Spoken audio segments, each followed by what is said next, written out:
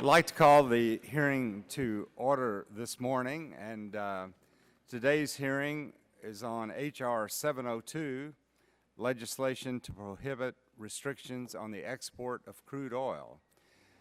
We have one panel of witnesses this morning, and I'll introduce each of you individually right before you give your opening statement, but we're very excited about this panel of witnesses because they have a great deal of expertise and can give us some insights into the positive and any negative impacts that might occur if we lift the restrictions on export of crude oil. And I'd like to recognize myself for 5 minutes for an opening statement. I want to thank, first of all, Congressman Joe Barton of Texas, Chairman Emeritus of this committee, for introducing this bill. He has bipartisan support on this bill, and it certainly raises an issue that there is more and more discussion about around the country and around the world. Americans believe in free trade, and our nation has greatly benefited from policies that allow us to export our products around the world. Everyone from farmers to automakers enjoy the advantages of a global economic and customer base. However, oil does remain basically an exception to the rule. 1970 era's restrictions still prohibit most exports of American crude. But as we all know, the reasons for these restrictions are certainly different than they were in the 70s. Most significantly, we've gone from a nation with dwindling petroleum output to the world's #1 producer of liquid hydrocarbons.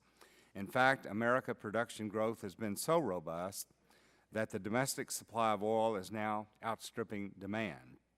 This is especially true for the lighter grades of crude not suitable for most domestic refiners, but still very much in demand around the world. Allowing American companies to serve this global market would provide substantial economic as well as geopolitical benefits, and that is what H.R. 702 seeks to remedy. There's been tremendous job growth associated with increased oil and gas production over the last decade, and it should be noted that this includes many jobs far away from the nation's oil fields, such as those manufacturing the equipment used by these energy companies. Unfortunately, we've seen the loss of thousands of direct and indirect oil jobs over the past year as supplies have exceeded demand and prices have dropped. New production is being cut back not because of a shortage of places to drill, but because of a shortage of customers. Lifting the export restrictions and allowing the market for American oil to extend beyond our own borders could create nearly 1 million additional jobs, according to estimates from a lot of different groups. Put another way, these are jobs that would already exist today if the export ban was not in place. The pro-export consensus is a broad one, including groups across the political spectrum, from the Brookings Institute to the Bipartisan Policy Center to the Heritage Foundation. It also includes numerous high-ranking Obama and Clinton administration officials, as well as many who served under both Bush administrations. Of course, one of the concerns that we always hear about is we want to be sure to keep gasoline as affordable as possible, and would this have an impact on gasoline prices? I think most people would agree that this would certainly not cause gasoline prices to increase, but that's an area that when we get into questions, I'm sure we'll be asking some of our witnesses about. I might also say that the Energy Information Administration, Government Accountability Office, and the Congressional Budget Office predict that oil exports would actually help lower the prices at the pump. Just one more benefit of oil exports. So we look forward to a great hearing this morning. Many members are open to the discussion, have not made any kind of decision about this, but as I said in the beginning, there's more and more discussion about this issue around the country, and we do look forward to the testimony of our so-called experts this morning. With that, I'd like to recognize the gentleman from Illinois, Mr. Rush, for a 5-minute opening statement. Mr. Chairman, for holding this important hearing today on H.R. 702 legislation to prohibit restrictions on the export of crude oil, which was introduced by my good friend and colleague, the chairman emeritus of this full committee, Mr. Joe Barton of Texas. Mr. Chairman, as we enter into the era of new American energy renaissance, I think that it's entirely appropriate for this subcommittee to revisit the Energy Policy and Conservation Act of 1975. This policy, which restricts the export of domestically produced crude oil, may in fact be outdated as conditions today have shifted dramatically from the 1970s when the bill was first enacted. While I come to this issue, Mr. Chairman, of crude oil experts with an open mind, I believe that there are a variety of ways that this issue could be structured. I look forward to engaging the witnesses on the questions of lifting the ban entirely, as H.R. 702 would, or with conditions to protect the American consumer against unforeseen consequences. Another option, Mr. Chairman, which we should consider is exporting crude oil regionally to targeted areas in order to maximize American diplomacy and leverage. In fact, Mr. Chairman, I'm currently working on a bill that will remove limitations on the export of energy resources to Cuba. My bill will promote market access for the efficient exploration, production, storage, supply, and distribution of energy resources to our neighbor 30 miles off the coast of Florida. This would include the exploitation of crude oil, as well as American technology and technical assistance in developing Cuba's clean and renewable energy sectors. Mr. Chairman, I think it is very important to look at what the effect displacing oil from our foreign competitors and opponents, and whether it be Russia or Venezuela, and replacing it with U.S. energy resources, what the effect might have on our overall national security and diplomatic objectives. So, Mr. Chairman, I look forward to hearing from today's panel of witnesses on how lifting this ban might impact the American economy in terms of manufacturing, employment, gasoline prices, and imports. Mr. Chairman, in addition to examining the domestic impacts of lifting the ban, it is also important to look at the impacts to our national security and our overall global diplomacy objectives. So, Mr. Chairman, as we move forward on the path to enacting an American energy strategy for the 21st century, it is vital that we examine policies that may have run their course in light of the new realities of our time. I think today's hearing is both timely and essential to examining some of these critically important issues, and I look forward to engaging today's witnesses.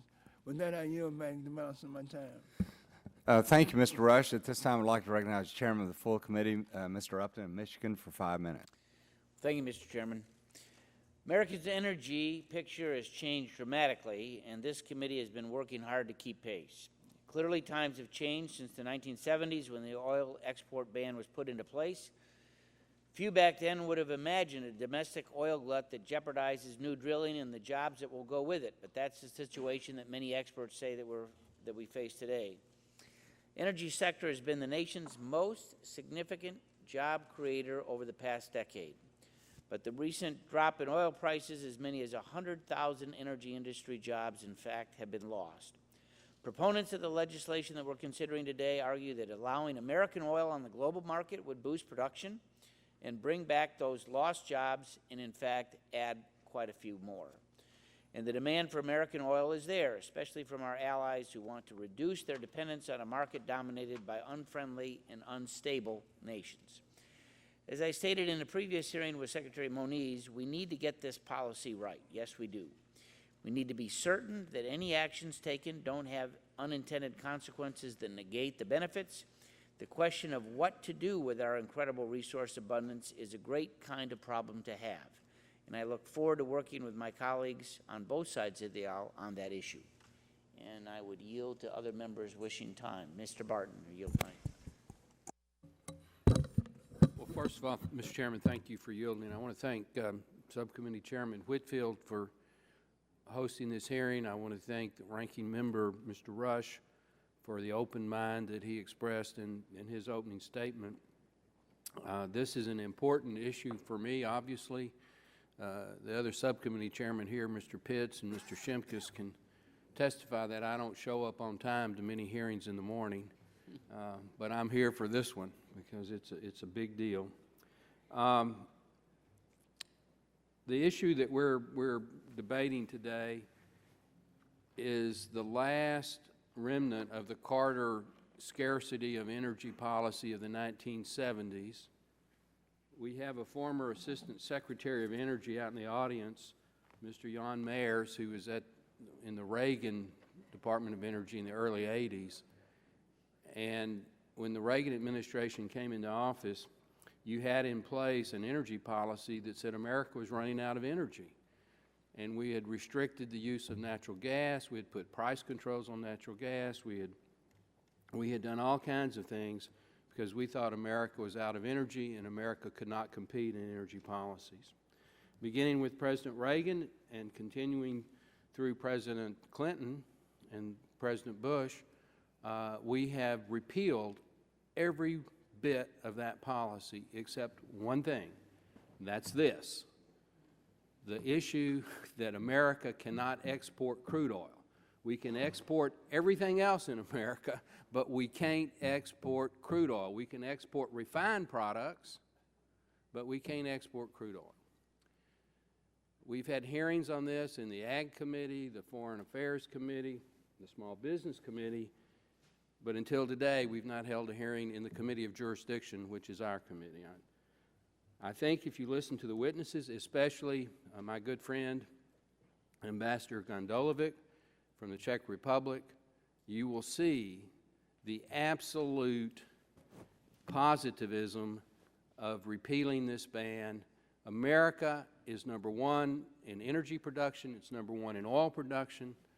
If we can use our energy resources strategically, it will help us in that area, but it will also help us economically, as Chairman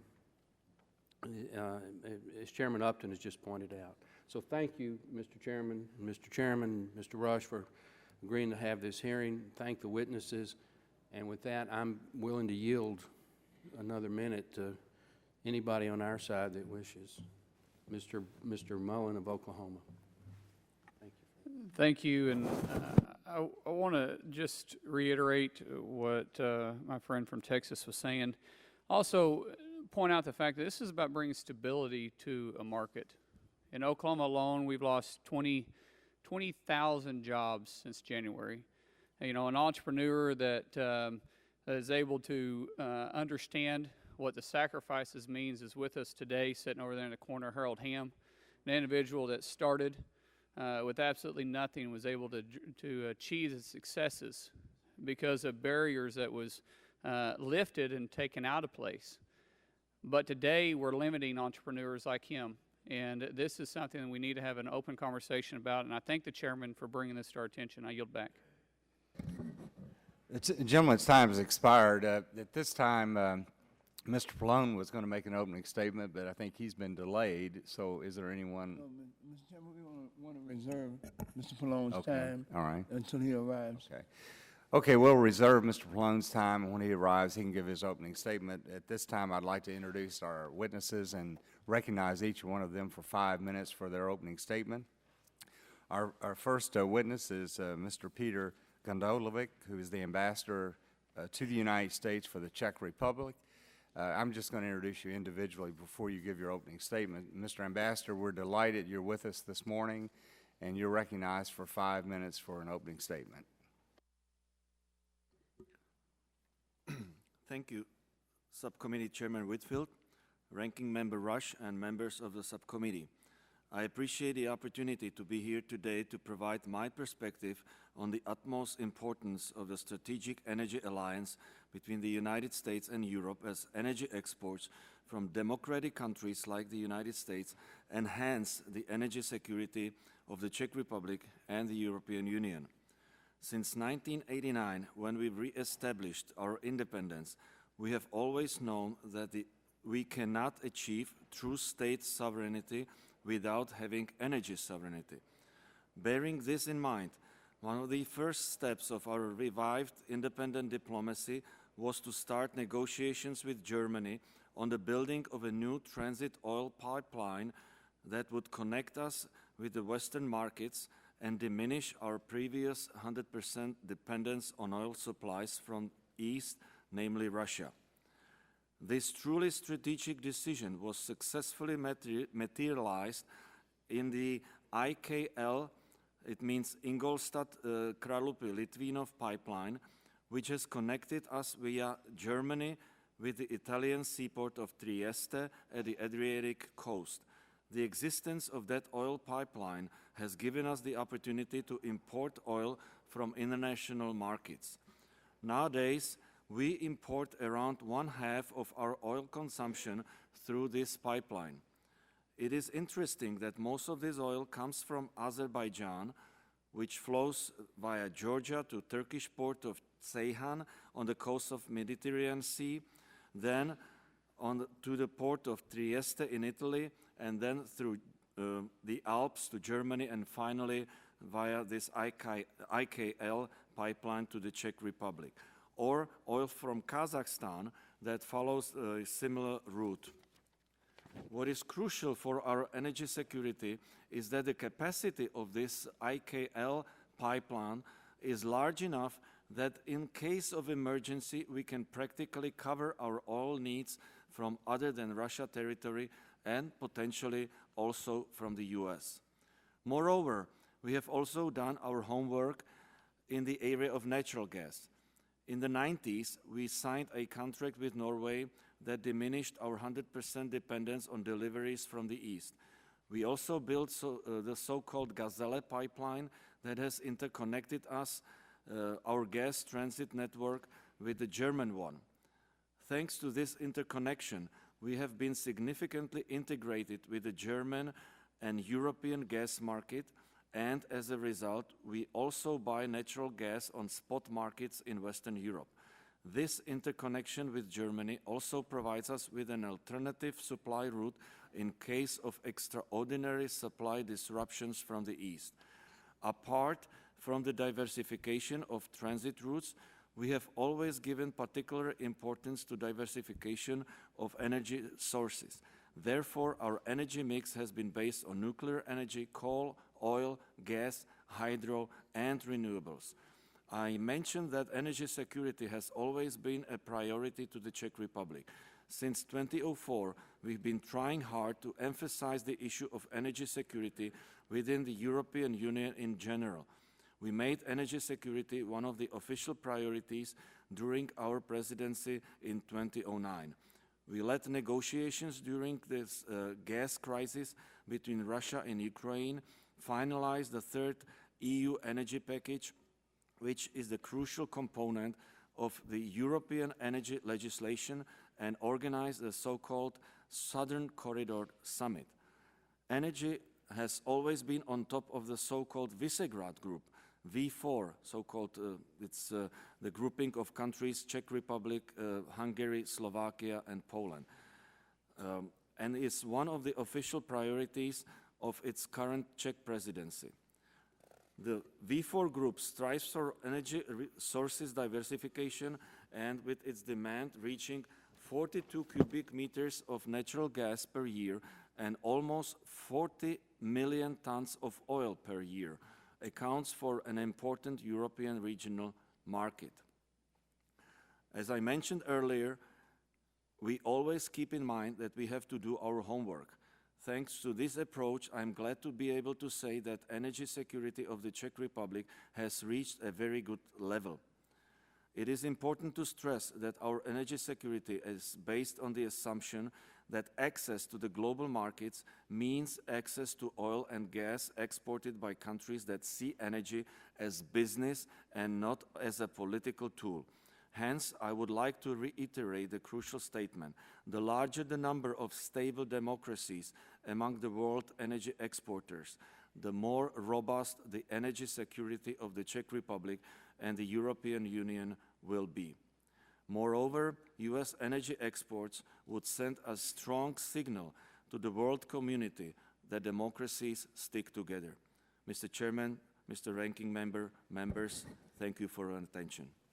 Mr. Ambassador, thanks for that opening statement. Our next witness is Commander Kirk Lippold, who's retired from the U.S. Navy and is now president of Lippold Strategies, and we're delighted you're with us this morning. You're recognized for 5 minutes.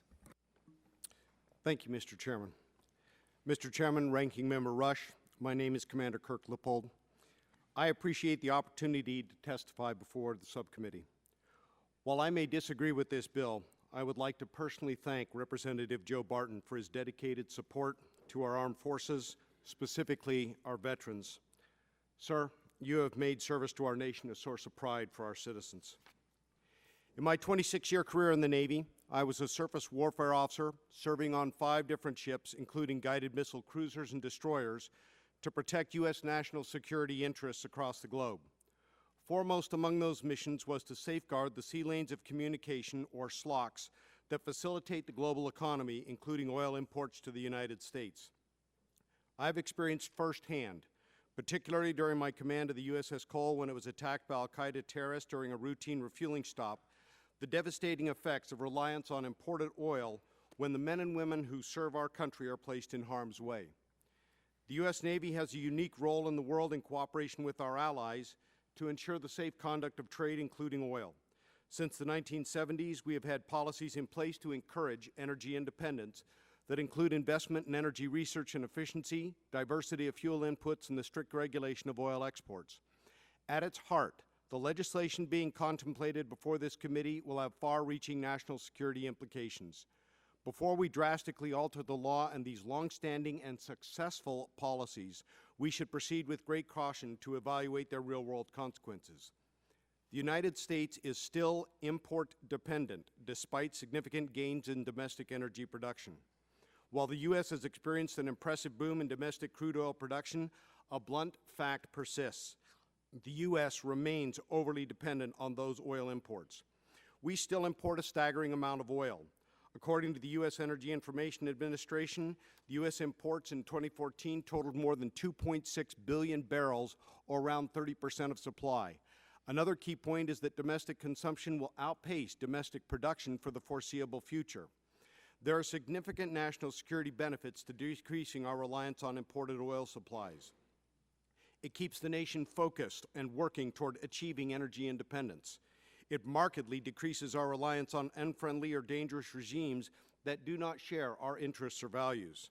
Lastly, and most importantly, energy independence leaves the U.S. and its leaders with more workable options in achieving our foreign policy and national security objectives. History, as always, is instructive. The original purpose of the export regulations was to bolster national security by furthering energy independence. That purpose still holds true. Lifting export regulations may have the unintended consequence of undermining our national security goal of energy independence. Given the current strategic environment, precipitously lifting the regulation of exports would not confer equal strategic benefits. Advocates of lifting the export ban frequently point to Russia's aggressive invasion in Ukraine as a ready opportunity for the use of energy diplomacy. That notion makes little sense. As an initial matter, all credible economic studies on the subject project that the vast majority of U.S. crude oil purchased on world markets would make their way to Asia, not Europe.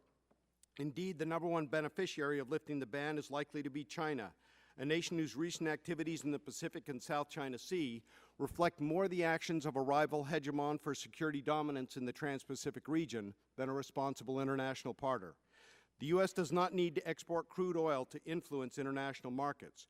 With strict export regulations in place, other countries are better off because the U.S. is producing more of its own supply, which increases the supply of crude outside the U.S., thereby reducing prices and alleviating bottlenecks.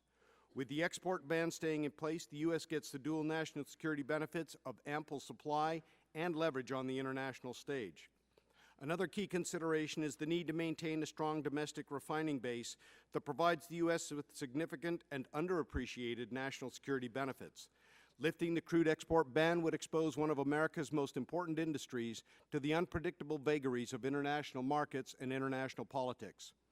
Military assets mobilize on petroleum products like gasoline, diesel, and jet fuel. They do not run on crude.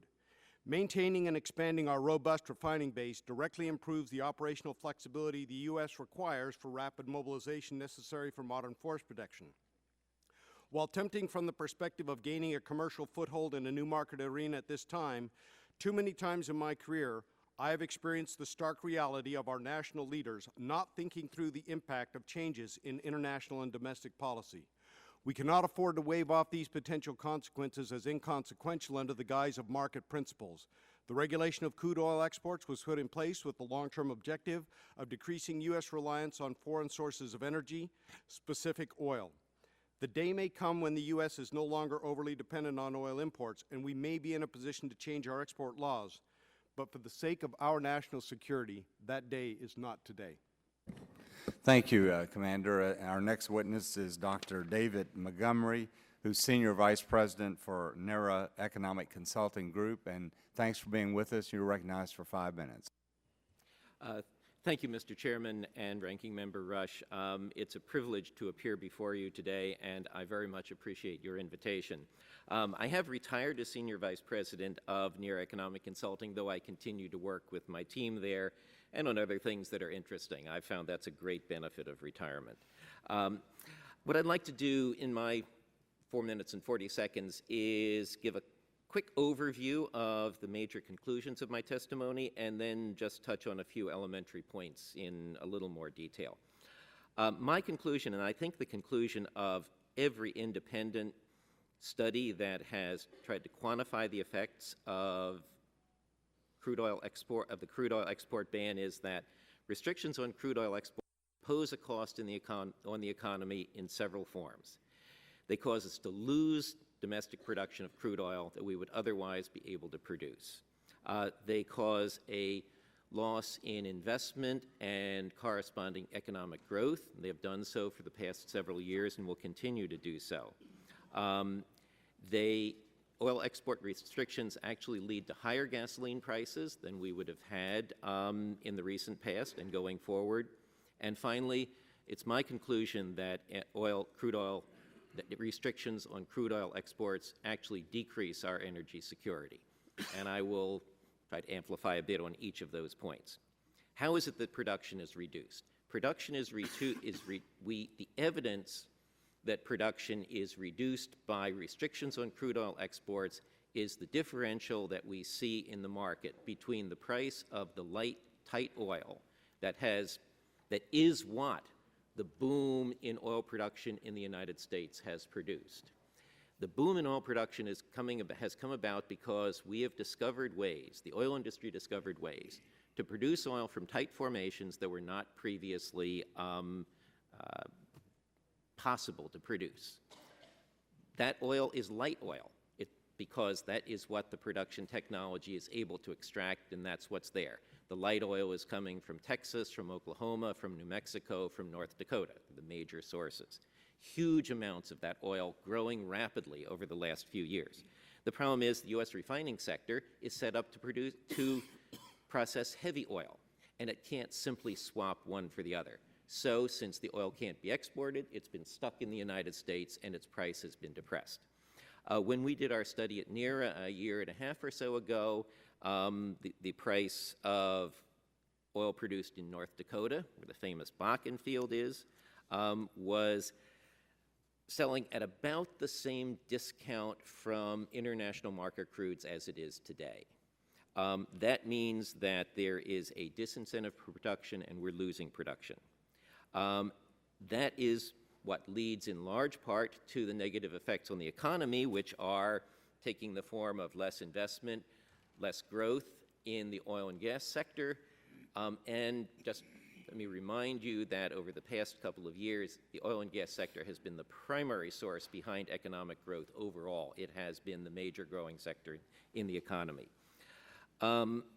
So we would lose that stimulus. Let me turn then to the effect on consumers, gasoline prices. It only takes one sentence to raise the fear that gasoline prices will go up. It takes about 4 to explain why they will go down. But the key factor here is that it is net imports that matter. It's net imports that matter for the effect of the U.S. on world oil markets and net imports that matter for national security. Net imports are basically the difference between how much crude oil we produce in the United States and how much oil we consume in the United States. Since it would take massive refinery investments to be able to use the light oil that we're now producing in the Bakken and other places in U.S. refineries, it is much more economic to export that oil than it is to expend all that money to refine the products domestically. But it makes absolutely no difference to our total call on oil markets because that is determined by how much how much hydrocarbon we're producing in liquid form and how much hydrocarbon we're consuming in liquid form. All the change in oil exports does is it allows us to avoid wasteful investments in refineries domestically, to use the oil here, to export that oil and actually increase the world's total oil supply.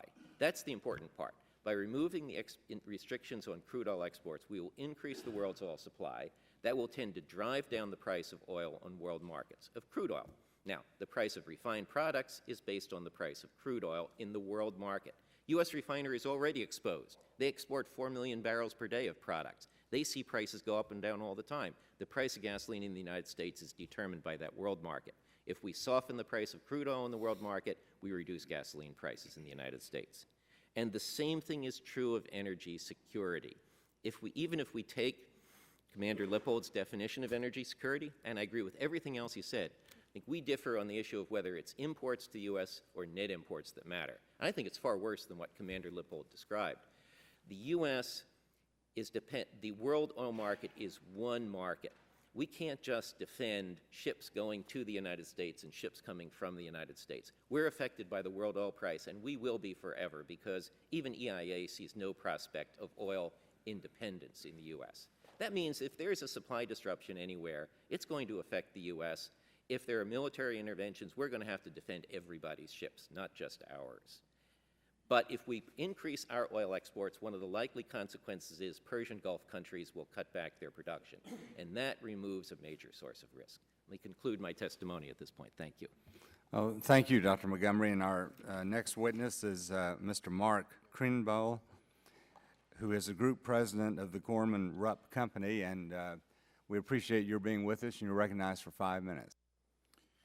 Thank you, Chairman Whitfield and committee members, for this invitation to testify in support of lifting the ban of U.S. crude oil exports. Gorman-Rupp started in 1933 by two entrepreneurs, J.C. Gorman and H.E. Rupp, in Mansfield, Ohio.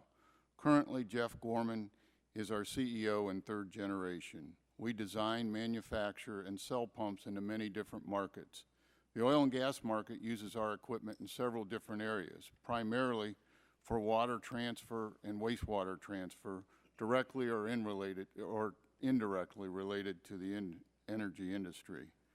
In October of 2014, we started our planning process for our 2015 forecast budget. 2014 was a good in sales with a corresponding operating budget. I've provided in my testimony a chart that correlates the number of gas and oil rigs to our incoming orders. When the price of oil went down and the number of drilling rigs were reduced, our business was impacted. A distributor in Texas was planning a major expansion until drilling activity reduced. A Canadian distributor anticipated levels of business that ended up being cut back significantly. The combination of just these two distributors accounts for $4 million of canceled orders on our books. The impact of our business has been a surplus of inventory and a reduction in workload that's required the elimination of all but essential overtime. 13 temporary employees were terminated. These traditionally have been temp to full-time employees. We've implemented voluntary unpaid leave of absences. Wage increases were postponed due to business conditions. All hiring is scrutinized. There are 21 retirements, of which only a portion will be replaced. Our full-time employees is 25 less than the end of last year. We have not hired summer help. Traditionally, we hire college students bound for college of the Gorman-Rupp employees. Capital expenditures have been postponed on items that are not essential to the operation. I put my company example forward as typical of what's happening in tens of thousands of energy supply chain companies throughout the United States. While my numbers may not make the news, the aggregate of all similar stories throughout the country has a profound impact on American workers and the total U.S. jobs and growth picture. Lifting the ban will help turn this around. Here are several important reasons why. It would remove the competitive disadvantage and allow the U.S. to compete in the worldwide battle for energy market share. New production will drive substantial additional investment in products and services from crude oil supply chain, generating up to $63 billion of supply chain economic output nationally. This investment would create 440,000 new supply chain jobs nationally by 2018. These export-dependent jobs and GDP growth would be widely spread throughout the American economy. They would exist in all 50 states and throughout 60 different industry sectors. Of the national supply chain gains, 10 of the top 15 states gaining jobs are non-producing states. By GDP growth, 11 of the 15 states are non-producing states. The Energy Equipment and Infrastructure Alliance, of which my company is a member, estimate there is at least 120,000 supply chain businesses and 615,000 workers supporting American oil and natural gas production, 100,000 of which are small businesses. The U.S. energy sector has been a leader in developing new technologies for energy exploration and extraction. Taking advantage of those technological advances before competitors do would give the U.S. energy industry incentives to innovate and become even better at finding and extracting oil and natural gas in an efficient and safe manner. Lifting the oil ban on crude oil exports is a step that could yield almost immediate results at a time when the United States continues to see sluggish growth in the kind of good jobs and the energy sector provides. Thank you again, Mr. Chairman, for inviting me to address your committee. Well, thank you for your opening statement. And Mr. Pallone has arrived, and he's the ranking member of our full committee, and I'd like to recognize him for 5 minutes for his opening statement. Thank you. Thank you, Chairman, for bearing with me today. We've been working on the 20th century cures and bringing it to the floor on a bipartisan basis, so I appreciate the opportunity. I also wanted to thank the Commander Lippold for your service to our country. As I've said before, it's not a bad idea to reconsider the merits of a policy enacted in the wake of the 1973 oil embargo. The world is very different than it was 40 years ago, and our energy picture is evolving rapidly. Domestic oil production has increased dramatically in recent years, and demand growth has slowed noticeably. The current relatively low price of oil and the increase in domestic production benefit us all. Low oil prices boost our GDP and decrease the amount Americans spend at the pump. However, there's no guarantee that these conditions will last. We still import much of our oil, and while oil prices may might remain where they are. Gasoline prices have already risen significantly since our March hearing on this issue. Many factors could change the future energy picture, including geopolitical instability and international domestic market forces. These are important issues to consider before shipping the oil we produce here to countries around the world, and that's why we need to better understand where exported oil will go, whether it be to Asia, Europe, or other locations. I welcome the Czech ambassador, and I'm interested to hear about what type of U.S. oil could benefit his country as he spoke. I believe that we need to answer a host of complicated questions before considering a wholesale dismantling of our nation's ability to restrict oil exports as proposed in H.R. 702. First, how would lifting the ban affect the price of crude oil and therefore the price of gasoline? I don't think there's a consensus on that point, though I think my constituents would all agree the prices of the pump are still far too high. Exports may help oil companies, but will they really benefit consumers? Second, how would such a change affect both our refinery capacity and associated jobs? How would exporting crude oil instead of finished petroleum products affect job growth in the years ahead?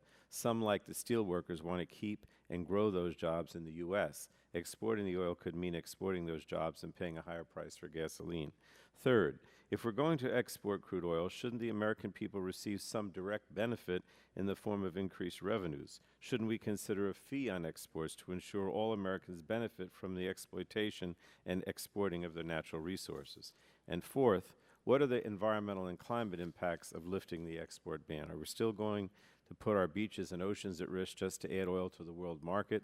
Increasing crude exports means increasing impacts on climate change, public health, and safety, property owners, and our water supplies. And we have to choose the cleanest and most sustainable path forward. Finally, Mr. Chairman, are we really ready to treat oil as just another commodity like peanuts or grain? Because if oil is no longer something to be restricted, then isn't it also time to remove the many subsidies we've given to oil over the years in the name of national security? I've never thought those subsidies were good policy, but if oil is no different than peanuts, why should it enjoy special liability exemptions under Superfund and other statutes? Why should we subsidize oil production on federal lands? These are only some of the issues I believe we have to address before completely doing away with the ban on exports. We shouldn't embrace short-term gains without understanding the long-term costs of our decisions because we can't afford to get it wrong. And to that end, maybe it would be wiser to explore intermediate steps first, such as easing restrictions on crude exports to our neighbors in Mexico, before abruptly eliminating all our national security protections for this critical energy source. And again, I want to thank you, Mr. Chairman, Mr. Barton, for sponsoring the bill and helping begin this discussion. And I do apologize for interrupting now the questions, but I know, we're doing a lot now to get the votes for our 21st Century Cures bill, but I wanted to have the opportunity to speak on this. Thank you. Thank you, Mr. Pallone, and that concludes our opening statements. And once again, thank you, panel members, for coming and for your statements. And this time, I'd like to recognize myself for 5 minutes of questions, and then we'll give other members of the committee that opportunity as well. Generally speaking, when we do consider the export of products from America, I mean, we've been quite successful, and it's kind of difficult to understand how, as Mr. Barton said, we can export almost anything, but we can't export crude oil. And from my discussions with people about this issue, the two primary reasons that you hear about are, number one, oh, this is going to increase gasoline prices. And then the second reason that I've heard, that some refiners have already made adjustments so that they can refine light sweet oil that is coming primarily out of our domestic production now. And originally they were doing heavy crude and heavy sour, and they've made these investments so they can do it now. Other refiners have not made that investment, and they're complaining that it would put them at a disadvantage. But Dr. Montgomery, you had indicated, and I've heard others say this, and I would see what Commander Lippold says about it, but gasoline prices are determined by the world market price. And if more oil is being produced into the world market, you would think that that would reduce gasoline prices, and that's what EIA has said and other groups Do you agree with that, Dr. Montgomery?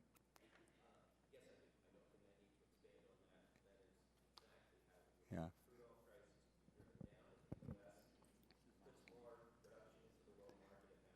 Yeah. Yeah. Okay. And Commander Lippold, do you have a comment on this? Mr. Chairman, I'm not an economist, so I couldn't really judge the prices, but what I can say is that obviously if you are introducing more oil onto the world market, that creates a cushion and a degree of stability that from a national security perspective is obviously good because it gives the ability for nations to now take in the oil and produce it. But when you're looking at our country, it's the fact that we've still got that 30% and we're trying to export that concerns me. Yeah. I mean, one of the arguments that you made, which I think is a little bit of a stretch myself, but you were saying that because if we put more oil into the market, the world market, you were saying that would be a disadvantage. And explain that to me once again. Well, right now, when you look at the oil that we're producing, which is the light tight or light crude, in discussion, the refineries right now say that they have the excess capacity to be able to produce that, which creates the refined product, which goes out onto the market, and therefore the more you have in the market, you know, just common sense says it's going to bring that price down. By keeping it here at home, we're able to adjust and be able to react more because we're not as dependent on other nations. It also gives us the flexibility that if we need to export refined product around the world and we're exercising that capacity within our refineries, it gives us the capability to get that product where it needs to go for any kind of an emergency for any countries, whether it is in the Pacific Rim, whether it is in Eastern Europe, because if you can deliver refined product on the bat, right off the bat, that's what they're going to need to make their economies and militaries be able to protect their nations. Mr. Ambassador, all of us on this committee have had representatives from all over Europe talk about the importance of doing this for the benefit of their countries, and your being here today to explain those benefits is particularly helpful. And right now, how much oil is the Czech Republic consuming a day? Do you know the answer to that question? In barrels, I think you all talk about it in tons, right? Our total consumption is 195,000 barrels a day. 195,000 barrels a day. Which goes, as I said, about 50% from Russia, and another 50% is combined from Azerbaijan, Kazakhstan, and other smaller suppliers. But in your discussions with other European leaders on this issue, I'm assuming that the majority of them would support our efforts to lift this restriction on the export of crude oil. Well, of course, as ambassador of the Czech Republic, I cannot represent or speak on behalf of other countries, but just from the perspective of the Visegrad group, as I said, this is Hungary, Poland, Slovakia, and the Czech Republic. There are members of this grouping whose dependence on Russia is almost 100%. So in this respect, they would probably need to adjust their refineries and make some homework in interconnectors to be able to import other than Russian crude oil. Right. So then, of course, U.S. opportunity would be welcome, I guess. Okay. Well, my time's expired, so Mr. Rush, I recognize you for 5 minutes. I want to thank you, Mr. Chairman, and also want to, again, thank the witnesses. I have a question for Commander Lippold. Commander, in your testimony, you stated security benefits to changing export regulations are unlikely to materialize in the near future. Do you see any benefits to national security and our diplomacy efforts if we were to export crude oil, among other energy resources, to our neighbor Cuba? Could U.S. imports to Cuba displace Venezuelan or Russian imports? And if so, what implications might that have in the region for us politically and diplomatically? So the question that I would look, or the answer I would give to that is going to be if we are going to be exporting it to countries to try and displace, once again, we're getting into the issue, we're beginning to parse out who we want that oil to go to, and from a national security perspective, I think most people here on the committee would agree that the number one people that we need to take care of first is going to be here in the United States. If we are dependent on oil, all we're doing is, while we may be giving our oil to one person as one type, we're still going to be taking in more amount of oil to make up for the total quantity that has to be consumed within the United States. So I don't see an immediate advantage in taking our oil and then saying, well, we'll export it. We do already export through licenses a certain degree of that oil under the existing law to Canada, and we've just prevented it from going to other nations. But if we drop the thing wholesale and decide we're going to be able to export it to everyone, the ramifications and second, third order effects on national security and stability have not been thought through yet. Dr. Montgomery, I was just handed a study by the chairman emeritus of the full committee, and it's an IHS study. Are you familiar with the IHS study that was released in March 2015? I'm familiar with some IHS studies. You'll have to describe this one a little bit more for me, I'm afraid. Well, let me just quote from it. It says, in states with a diverse and mature set of supplier industries, the supply chain can account for half of the value added from lifting the export ban. Illinois, an oil-producing state with diverse supplier industries, will derive 58% and 54% of the total GDP impacts from its supply chain. Illinois consistently stands to gain from lifting the ban in all supply chain sectors examined in the IHS study. Do you have any commentary on that, which I quoted? Yes, I think it's first missing the point that one of the primary benefits that comes from increasing crude oil production in the United States and oil exports is a reduction in gasoline prices, which accrues to everyone in the U.S. economy. I mean, it's directly beneficial to consumers. It's money in their pockets, and it in turn provides additional income for them to spend locally in their own economies. So that's one point.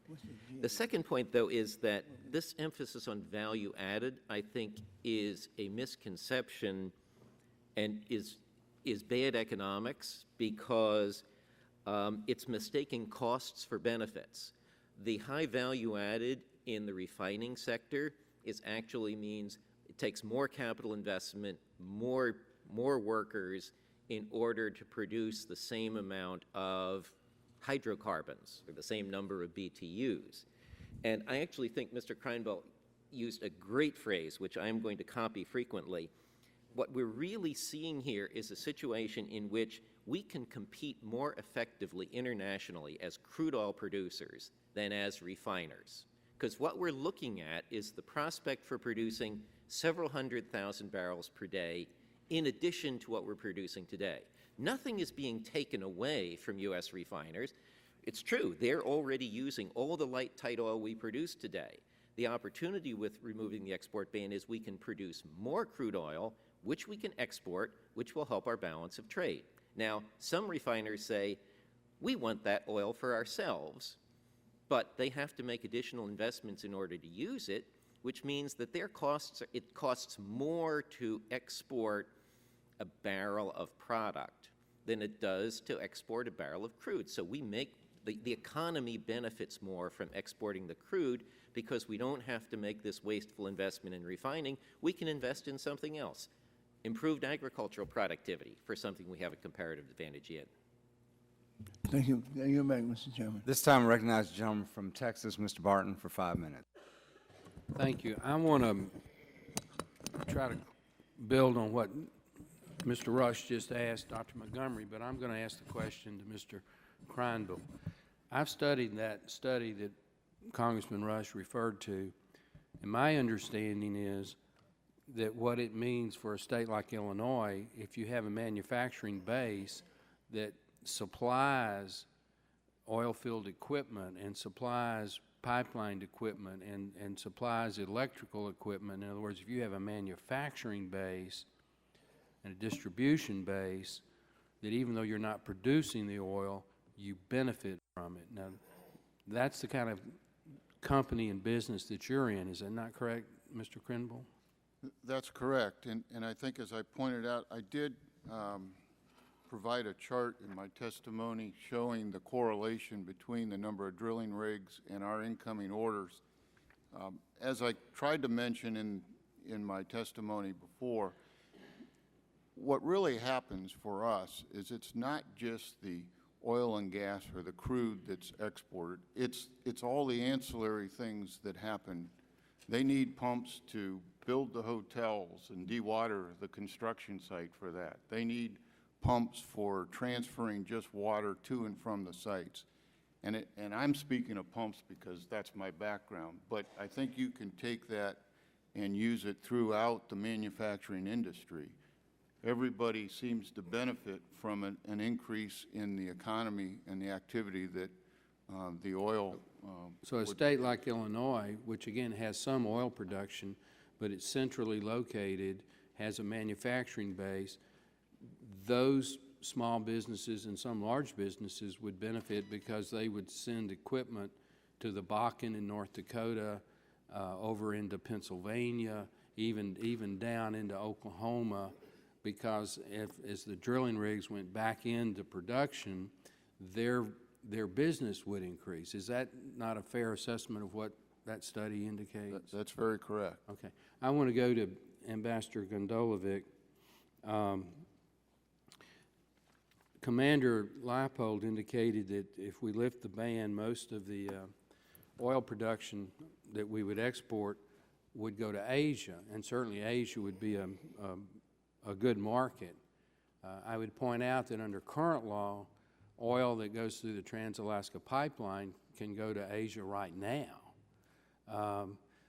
You represent a part of the world that we would say would be Central Europe or Eastern Europe, and you indicated that your country specifically and the countries around you that you have economic relationships with would want to import some of this oil. So what's your assessment of what Commander Leipold said about the benefits primarily going to Asia as compared to your part of the world? Well, again, I just want to speak on behalf of the Czech Republic only, first. And second, I have to explain to you the structure, the ownership structure of the oil distribution and refinery sector in the Czech Republic.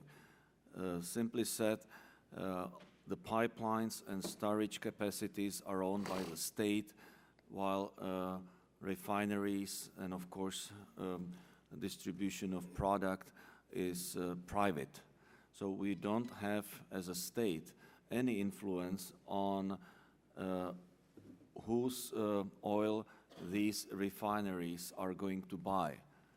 And as a state, we have actually put in place such a system that there is more opportunities from both ends for these refineries. So it gives us energy security to a certain level that even if there is a disruption of supply from one end, there is an alternative.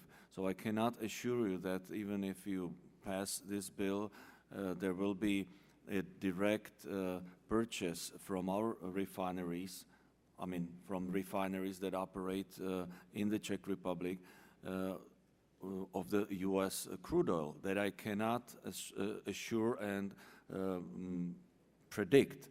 I can predict that if there is an alternative coming from the U.S.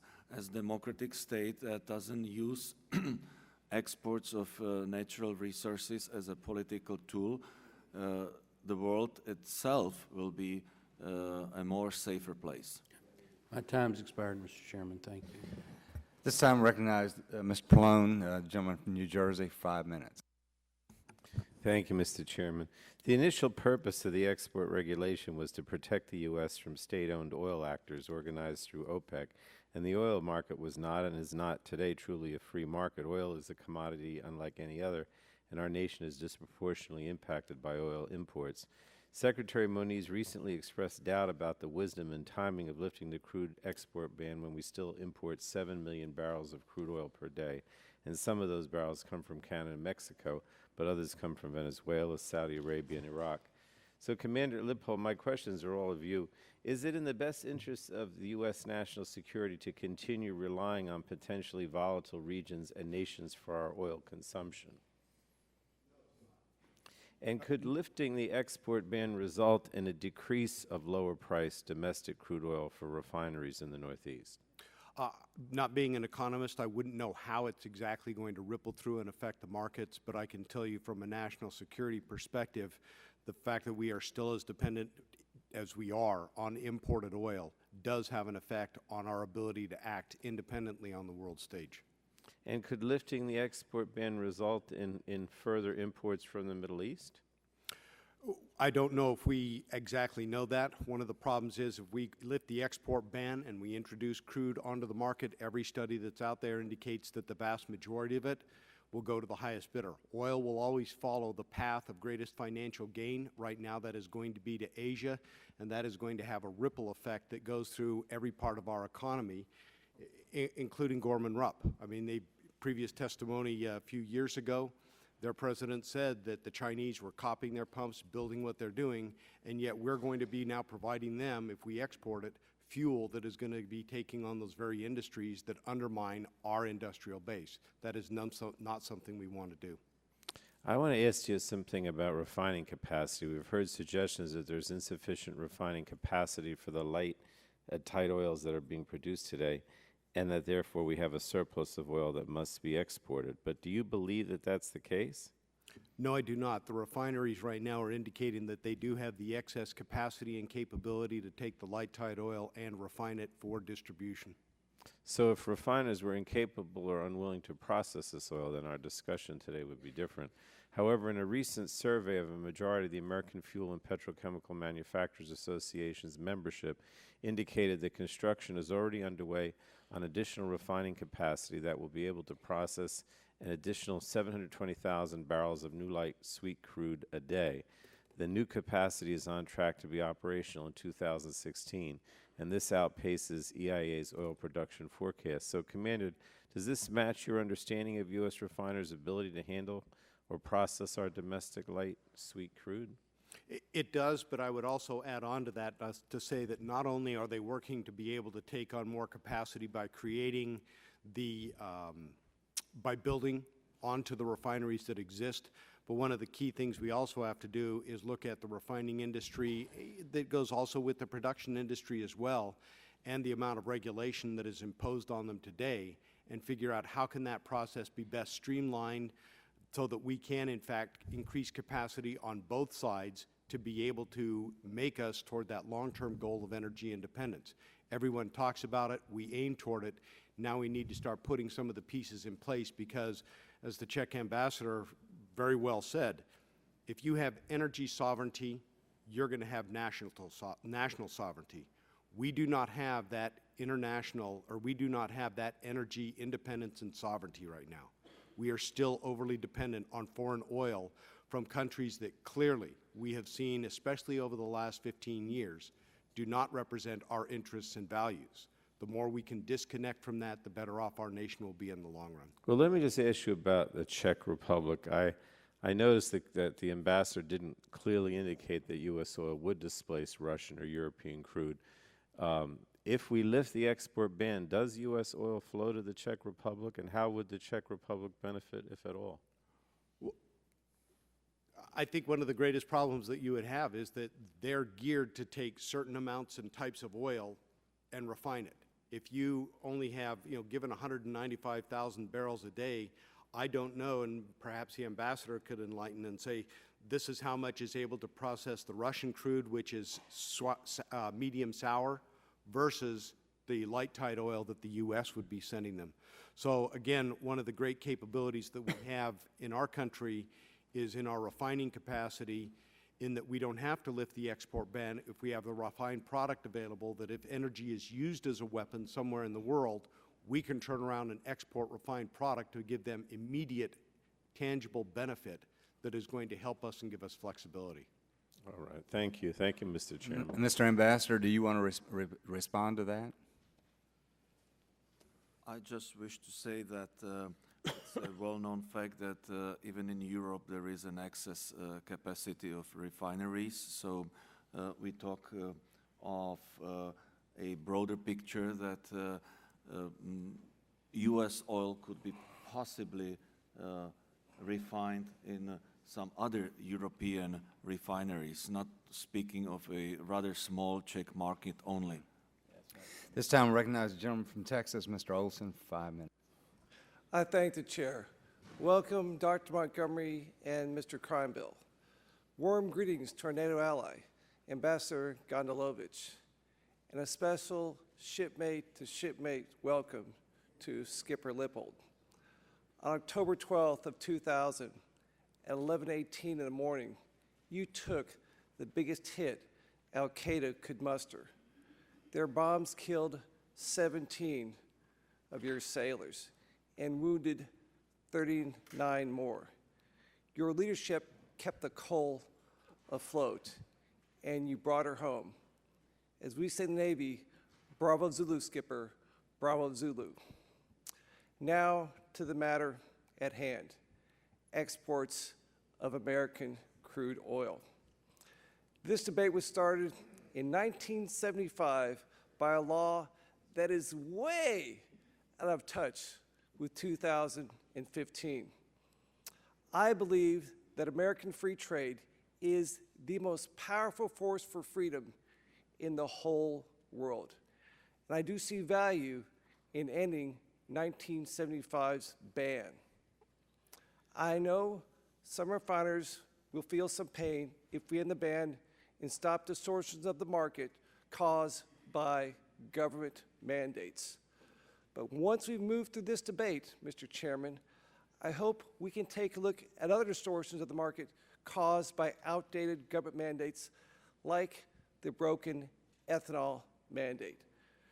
These are not linked, exports of ethanol, but they have a common problem, DC in the market. Skipper Lippold and Dr. Montgomery, I've noticed that y'all have very different opinions about crude exports causing more imports of foreign crude. We each have 1 minute to make your case. Skipper, you have the con. Thank you, Congressman. I think when you look at the imports that we have today, when we are still importing 30% of our oil, and the fact that it is not controlled in an open free market, there are entities out there, whether it is OPEC or other nations, that are acting as cartels that are influencing that market and will continue to have an undue influence on them. They will directly affect our national security should they choose, like they did in 1973 or 73, 74, following the Yom Kippur War, to squeeze the oil supply, enforce an embargo, and put things on us. What we need to do is create the capacity and capability in this nation using the oil that we have at hand to refine it here at home so that we don't remain dependent.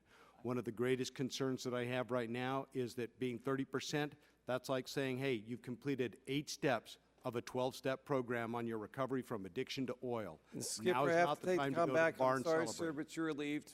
Dr. Montgomery, you're up, sir. Your response.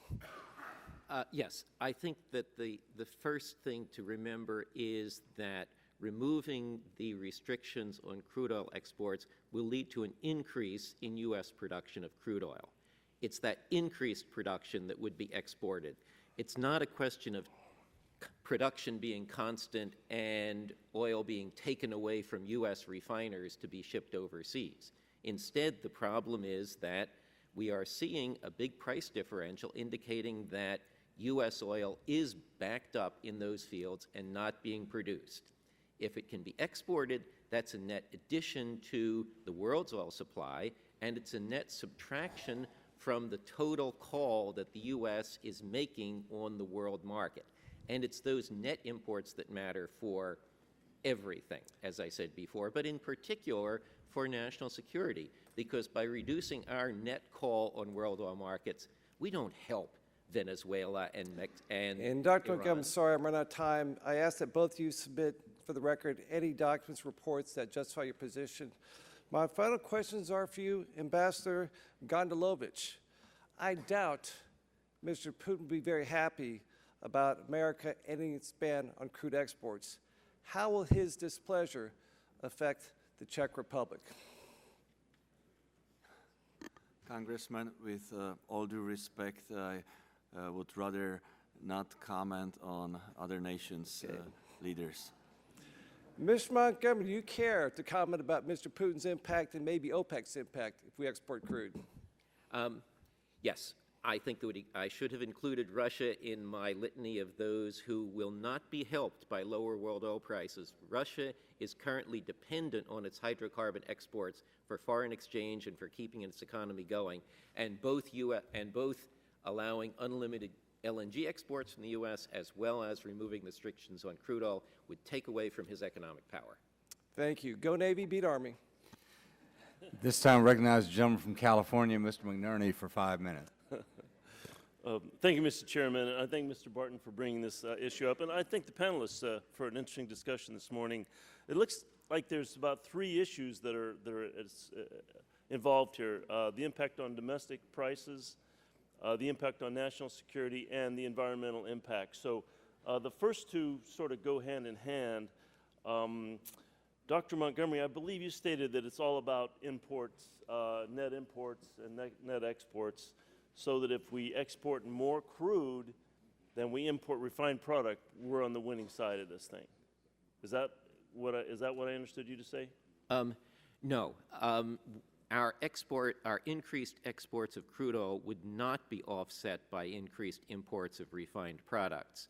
Unless people start consuming more gasoline because the price of gasoline has dropped, there's going to be no change in our product consumption. So it would be a net, so that to a first approximate, back of the envelope, the amount of additional oil that we produce and export is a net change. It's not going to be balanced by increased product. Well, I didn't mean that we were going to import more. I meant that if we export more than we import, then we're on the winning side of this thing. That's what I understood you to say. But my problem with that is that if we depend more on imported refined product, then we have to secure our sea lanes, which has a very high cost that the consumers aren't going to pay at the pump, but they're going to pay through our national defense authorization. Would you agree with that, Commander? I think that there is going to be a certain amount of sunk cost that's going into any safeguarding of the sea lanes of communication for the global economy. The issue is that if you begin to increase more coming to the United States, obviously that lifeline is going to become more important for us. And yes, we would have to develop more assets to put out there. And while that may be a cost, I'm certainly not going to turn down any opportunity to have more ships built to do that. Thank you. The environmental impact is also at surface here. I think the increased production has been very good for our economy, but my concern is that the technology that we need to keep production clean, by clean I mean greenhouse gas emissions from production, greenhouse gas emissions in transportation, that they're not there to keep up with the demand that would increase if we lifted the export ban. I hope, did I make that clear? I guess I'm concerned about the environmental impact of increased emissions, increased groundwater contamination, especially in California, if we lift this ban, precipitously. Would you agree with that, Dr. Montgomery? Not entirely. I mean, yes, their increased activity in producing oil will produce somewhat, well, the activity of producing oil itself is not going to increase greenhouse gas emissions. Let me stop there. It's only if that increased production of crude oil does in fact reduce gasoline prices. So first of all, we have to all agree that allowing exports of crude oil would cause gasoline prices to fall. If we all agree on that, then yes, there would be some increase in consumption of gasoline in the United States. We actually calculated this in the study we did. But I'm not talking about consumption. I'm talking about fugitive gas emissions in the production process, fugitive gas emissions in the transportation process. And I don't think our technology is there yet to make sure that increased production in the United States and increased transportation in the United States and overseas is going to be carefully done. I just don't believe that we're there. I believe it is. I have been watching this industry for 40 years. There So are occasional if that's the case, then they why are they operate burning safely? Let me regain my time. Why are they burning off so much gas in the production process? In the Bakken, it's being burned off because they can't build the infrastructure fast Well, enough to that's move my the gas point. out. They don't have the infrastructure there yet But that's to not. protect the production that's already being done. So if we increase production, then we're going to get more of that. We actually count. And I'd like to fall back on what the commander's observation was, that the U.S. dependence is on 30% of imported oil. We really aren't in a position to precipitously lift the ban. I think we can do it in steps, and it would make sense to increase production in exports in steps, but not precipitously. We're not there yet. I'll yield back. Gentleman yields back. This time I recognize the gentleman from Illinois, Mr. Shimkus, for 5 minutes. Thank you, Mr. Chairman. This is a great hearing, and I appreciate those who are here. The ranking member, Mr. Pallone, really said an interesting statement. At the time that, and he's still here, so hopefully I get it right, the restriction, the current restriction was based upon our desire to protect our economy against state oil interest, state-owned oil interest. That's why we did it in the 70s. The international security debate today is now we need to export oil to protect our allies against state-owned oil interest. We're in a different era. We're in a different age. Commander, when you sailed the 7 seas, I was on the West German border. My defensive position was across the border from a country that was called Czechoslovakia at that time. That country no longer exists. You have the Slovak Republic and the Czech Republic, and they're our allies. And I spent a lot of time in Eastern European issues, just returned with the speaker from Lithuania, Finland, Poland, and Ireland. And they want to free themselves from the grip of oil extortion by Russia. So the world has changed. And I also take issue with the flexibility debate that you have about why we shouldn't export, because you have more flexibility to respond if you have more crude oil on the world market. Recovering crude oil is not something you can do overnight. It's a time-consumed process of investigation, drilling for discovery, and then drilling for recovery. And it takes a long process. So right now, the United States, we export refined product. Why do we export refined product? Does anyone know? Because we produce more than we consume. So, Commander, you wouldn't ask the United States to not export refined product when we produce more than we consume, would you? No. Okay. And so the debate on our refinery capacity, and we have it too, I've got both sides on the aisle who are trying to make this argument. But the ideal is we want more crude oil on the world market, economics 101, supply and demand. You don't have to be an economist to understand that if demand remains the same and supply increases, price goes down. The only political fear is there's some unplanned disruption in a refinery, a fire, that there's a price spike, then everybody gets caught by that. So I only have two minutes left. I want to cover one. Eastern European national security relies on expanded exports. Whether it's LNG or crude oil, they are begging the United States to be involved in this market for their own security. The second thing is the economic argument for pricing is sound. More crude oil on the market, demand remains the same, prices go down. And the third thing, Mr. Crimeville, you mentioned it, and it's true, Ranking Chairman Emeritus Barton and Mr. Rush were talking about jobs related, and we were talking about the state of Illinois. Well, Southern Illinois is exhibit number one. We're ready. We have marginal wells. We were prepared for using the new technology. Prices went down, and there's a halt in any activity of recovering from the Illinois basin, which is probably going to be one of the most productive basins in the country, because now the pricing is just not there.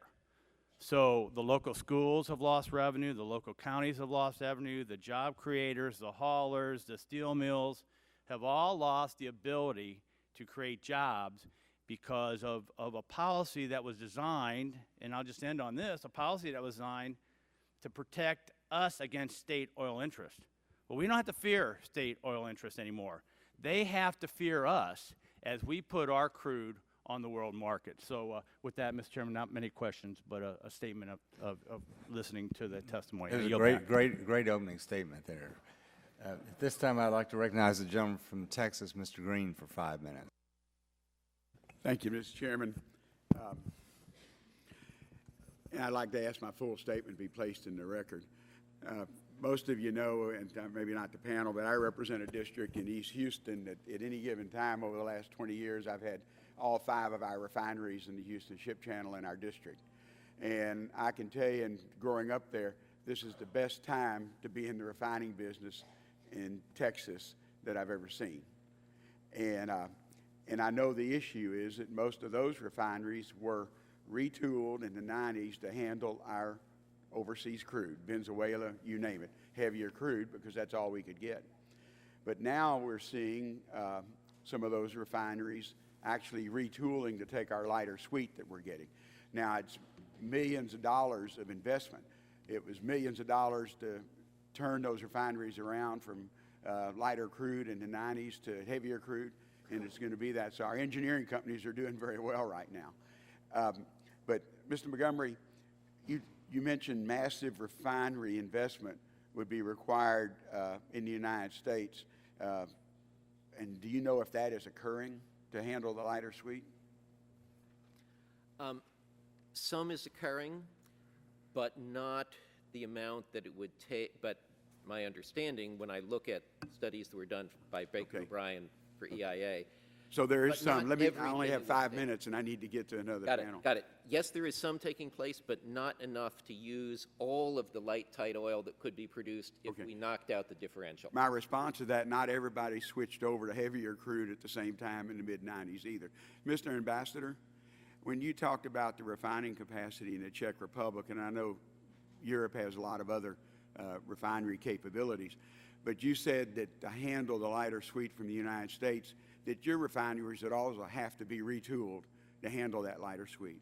Is that true for Europe in general, or is it just for the Czech Republic? I think, and I'm not an expert in this field, that taking about 50% of non-Russian crude oil, the capacity is there to handle the light sweet. Okay, well, maybe I misunderstood earlier. You said that you would have to be investment to retool those refineries to handle the lighter sweet. If there might be a disruption of deliveries from the east, further retooling might be necessary. Well, again, as a policymaker in our country, I would much rather we have that investment in our refineries, and even though I want to help Europe, well, both with LNG and, but right now we're doing very well sending low sulfur diesel from Texas over to Europe. And those are the jobs that we have in my East Harris County. They're very high paying jobs at those 5 refineries. And there are refineries in my area who are retooling to handle that lighter sweet to make sure we can do it. Because you can't move a ship very quickly, and you can't move a refining industry very quickly because of the high cost of the investment. But now we know there's enough lighter sweet coming out of the Eagle Ford in Texas, and even in West Texas, where we thought Midland Odessa was dead for production. But now we're seeing just amazing production out of that. And I think you'll see a lot of our refiners doing like they're doing in my own district and along the coast of Texas. It's starting now, and we will see it. So if we start exporting it, we will lose some of that incentive to have these downstream jobs. I have a district where I have a lot of folks who produce oil too. I represent a lot of service companies, and I want them to be working in the field, but I also want to see that we have that industrial capacity in our country, like the Admiral said, or Commander, I'm sorry, I promoted you. You should be an Admiral, but I like your testimony, that we need those downstream jobs to make sure we have that industrial capacity. My colleague from Pennsylvania has steel plants. We used to have them, but now we buy so much of our steel from everywhere else in the world. But I lost those jobs. I don't want to lose our refining capacity jobs. And again, I only have a few seconds. I support exporting LNG because we have a process for it. And granted, Department of Energy, and this committee has looked at it, has been too slow in deciding their national interest. But I've talked to my colleague, Mr. Barton. If we want to create a system like that where we don't price ourselves out of the market on exporting crude oil, like I would worry about chemical industry, we're not going to see that because we're going to make sure that exporting of is in our national interest for LNG. And I think we could do the same thing for crude oil. But again, thank you, Mr. Chairman. I could spend all day with the panel. But yeah, at this time, I recognize the gentleman from Pennsylvania, Mr. Pitts, for 5 minutes. Thank you, Mr. Chairman. Mr. Ambassador, how has the use of energy,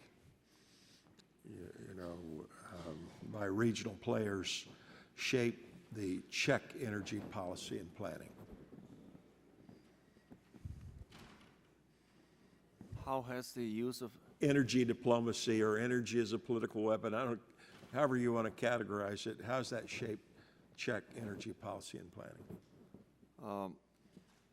Our main policy is diversification. So we do not want to rely on one energy resource technologically and geographically, or I would say in terms of foreign supplies. It applies on our domestic energy policy. So as I mentioned before in my testimony, we wish to develop both nuclear as well as conventional energy sources. Also, we put a lot of emphasis on renewables, but we do not exaggerate their importance. So mix and diversity is our policy. And the same thing applies on resources of energy that we do not have in our country, oil and gas. Speaking of gas, you may also have noticed that the Visegrad Group countries, the 4 countries I mentioned, about a year and a half ago, turned with a letter to Speaker Boehner to initiate a relaxation of U.S. Strict export policies on gas export. So the same logic that applies to gas exports, I believe, would apply on our position and position of other Visegrad Group countries on U.S. policy of limitation of crude oil exports. Thank you. Commander Lippold, would you explain again your assertion that lifting the export ban would increase reliance on foreign imports? The Energy Information Administration, leading experts, academics in the energy field all seem to agree that removing the U.S. crude oil export ban would likely increase U.S. production and reduce imports. Would you, what's the basis of your assertion? When you produce more oil and you put it on the world market, that oil is going to go wherever the highest bidder is going to take it. So we can't control where it's going to go, whether it's to Eastern Europe and our partner allies over there that may need it because of energy weapon being used as a weapon, for example, Russia. Every study that I've read says that the majority of that oil is going to go to the highest bidder. Right now, that is going to be China. Obviously, that has huge national security implications. When I look at the oil that would be produced and the fact that we have it, necessity is going to be the motherhood of invention.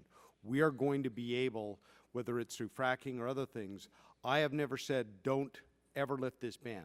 What I'm saying is if you just immediately drop it, we have not thought through those national security effects. Right now, one of the things that I worry about is that I think everyone on the committee would agree. We would like to have a national energy policy that is dovetailed and marries in with a national security strategy, protected with a national military strategy. But when you look at, if we were to just open it and do it, all we have are studies. There have been conflicting studies on what that effect would be. There have been conflicting studies on the price impact that it has. What it doesn't do is that when you're still 30% dependent on oil, to begin to start exporting that oil overseas when we have not even solved our energy independence here at home doesn't make common sense. Thank you, Dr. Montgomery. You discussed the cost and investments that domestic refiners must make relative to costs associated with exporting crude. In short, can you tell us what would make the U.S. economy more efficient, refining more crude or allowing for exports? Unquestionably allowing for exports. Essentially what we are doing with the crude oil export restrictions is raising gasoline prices in order to subsidize a select group of refiners. In essence, the crude oil export restrictions are price controls. They're price controls on a particular kind of oil. The refiners, I think, can see that they're benefiting from that because otherwise they wouldn't have any reason to oppose lifting the export restrictions. So I think we will have some refinery investment, which will take up some light tight oil, but it is still going to strand a great deal of oil that could otherwise be produced because without those price controls and without those subsidies, U.S. refiners can't compete selling all of the light tight oil in the world market without a subsidy. Thank you. My time's expired. This time I recognize the gentleman from Pennsylvania, Mr. Doyle, for 5 minutes. Thank you, Mr. Chairman, and thanks for holding this hearing. I find it very interesting, fascinating. You know, I've been in Congress 21 years, and I've heard colleagues on both sides of the aisle constantly talk about the goal of making our country energy independent so that we could free ourselves from having to import oil from the Middle East and Venezuela. And the reason we don't export oil is because we were importing so much. It seems kind of crazy, at least in Pittsburgh, that you would talk about exporting something that you're still importing. And I want to say another thing, too. There's no urgency to do this. I'd like to put into the record an article that appeared in the Financial Times just 2 days ago entitled, "Oil Market Throws Cold Water on U.S. Export Ban Push." You know, we talk about letting the market work. This is very interesting. It says the oil market has thrown cold water on the push to repeal the ban. The price of U.S. crude has been remarkably strong against global grades, undermining the contention that export restrictions have imprisoned domestic supplies and forced producers to sell at these deep discounts. Last week, the spot price of light Louisiana sweet crude on the U.S. Gulf of Mexico coast was $61 per barrel, more than the price of $59.09 for dated Brent from the North Sea. The article concludes by saying, an analyst from Citigroup, if the U.S. crude export ban is removed and light sweet crude starts to flow out of the U.S. Gulf Coast, it would struggle to find a home in the well-supplied European market. It would only add to the oversupply in the Atlantic Basin and could hurt Brent more than it helps WTI. it could well be an instance where U.S. upstream players should be careful for what they wish for. So, Mr. Chairman, I think that we can slow this process down. There's no urgency to do this, and start to consider some of the ramifications if we just simply open up, lift this ban, which will never be put back in place again.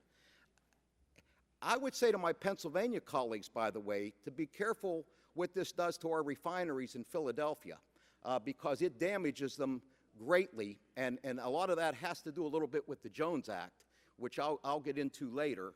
But I think we ought to slow this process down. Why wouldn't we be talking about taking this excess light sweet crude and tooling up our refinery capacity to keep it here in the United States, and eventually, over time, become the energy independent country that we keep telling our constituents we want to be? I mean, this doesn't make a lick of sense to me as policymakers who are supposed to be thinking 20, 30, 40 years down the road for the next generation, not how can we make a quick buck on the disparity in oil prices. I mean, that's not our job. Our job is to look after the future of our country, not to look after how people need to make some more money in the oil industry. I have a couple questions. Did I go over my whole 5 minutes, or has that clock been running? There's no way I spoke 8 minutes and 50 seconds, Mr. Chairman, so. I think you've spoken too long, Mr. Doyle. I mean, were you just so enraptured with my speech that you forgot to put the clock on? So, I think you only used let me just say, you were mesmerizing. I think you only used a couple seconds.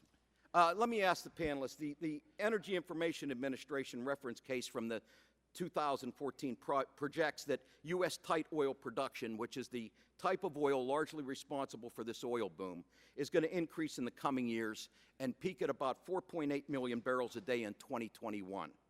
This was up from 3.5 million barrels a day in 2013, and it's been a huge increase from where we were in the year 2000. However, except in the high resource case, production then begins to decline. Commander Lippold, are you concerned that this legislation essentially permanently lifts the ban, even though we may start to see a decrease in oil production as early as the 2020s? So that would clearly be one of the considerations that needs to be taken into place, is the long-term predictions on what our oil production capacity is going to be, and the fact that if you lift this ban precipitously and take it off, that the ramifications that it would have, exactly on the point you made, what is our national security impact going to be 20 to 30 years from now, needs to be thought through. That's why I say let's take a longer, slow down the approach, and take a look at either a phased in or a more thought out process. Yeah, I mean, do you think there's a more responsible way to allow for some of this oil to be exported? I mean, is there a different mechanism that we could do this for, or do you think we should just keep the ban in place?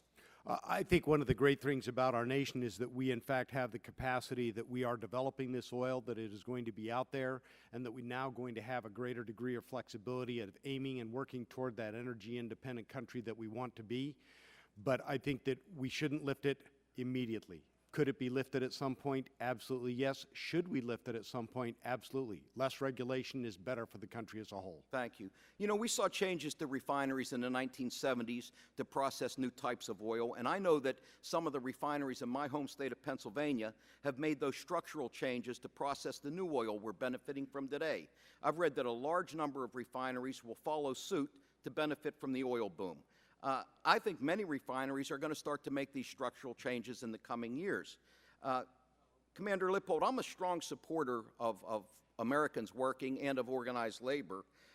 And I'd like to, if you would comment on how the Jones Act plays in this, because I've talked to my refineries up in Philadelphia, in my state, and there's some concern that because of U.S. flag ships, the Jones Act, it may actually cost more money to take that light sweet crude up to our refineries in Pennsylvania than it would be to send them over to Europe. And that's going to cost a lot of jobs, high-paying union jobs that we sustain families on, that we're very proud of in Western Pennsylvania. And I want to know the effect of that because I've got colleagues on this committee from Pennsylvania, two Pennsylvanians on the other side of the aisle that I think want to hear what the effect this is to Pennsylvania refineries. I have not studied, Congressman, the effect of what the Jones Act would have. Knowing that that oil be transported, I haven't run the analysis to find out what the economic cost would be to ship that oil overseas versus keeping it in the U.S. to a certain degree, because if you look at it, if we were to start pushing, though, one of the things you have to consider if we do drop the Jones Act or we impact it in some way, or if we change the lift the export ban, is obviously going to have an impact on the American shipbuilding industry as well. That's one of those ramifications or ripple effects that we need to think through and study. Dr. Montgomery, how about your analysis of how the Jones Act plays in this? We did actually look at that, and on that, I agree with you completely. If the Jones Act were even lifted for shipments of crude oil in between U.S. ports, a great deal more of the oil that we could produce from a great deal more of the light tight oil would go to U.S. refineries in the mid-Atlantic than it will with the Jones Act in place. So yes, the Jones Act is clearly hurting the refineries in Pennsylvania, and lifting the Jones Act along with removing export restrictions would keep a lot more of that crude oil. Well, let me make it clear. We have no intention of lifting the Jones Act in the United States Congress, just so that's clear. That's not going to happen, but it is going to negatively impact our refineries in Pennsylvania. Mr. Chairman, I would just end by asking that we put this article from the Financial Times into the record, and to say that the studies I've seen of the refineries in Europe is that they're actually designed to process medium sour oil, not light sweet crude. I don't think most of Europe is going to benefit from this at all.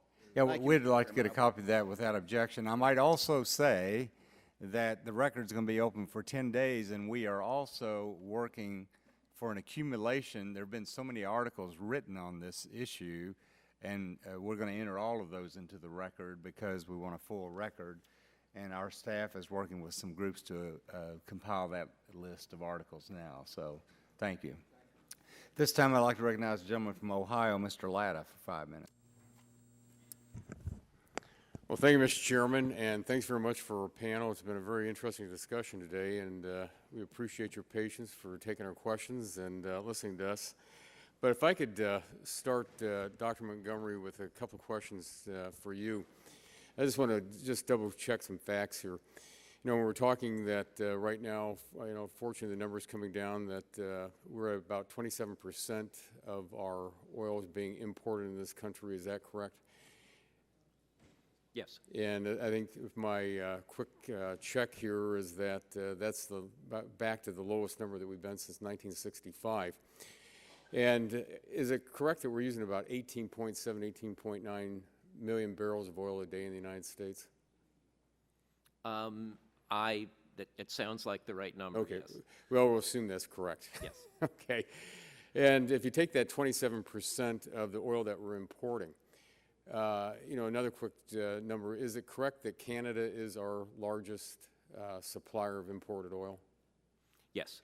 Okay. And then would Mexico, where would they fall? Would they be close to second, third, somewhere in that? Mexico has trouble with production sometimes, but yes, and basically Western Hemisphere sources, aside from Venezuela, are where we get most of our oil. Okay, so we've been very fortunate in the last few years that we've weaned ourselves really off of the imported oil from maybe more from the Middle East. We're looking at the Canadian and Mexican oil being really pretty much our main area. If you're probably over 50% then, or close to it today, would you calculate that number at that? Yes. Okay. We get only occasional shipments from the Middle East at this point. Thank you very much. Mr. Crimeville, we're almost neighbors. I'm from Wood County, and you're from down in Mansfield and Richland County. And in my district in Northwest Ohio, I've got 60,000 manufacturing jobs.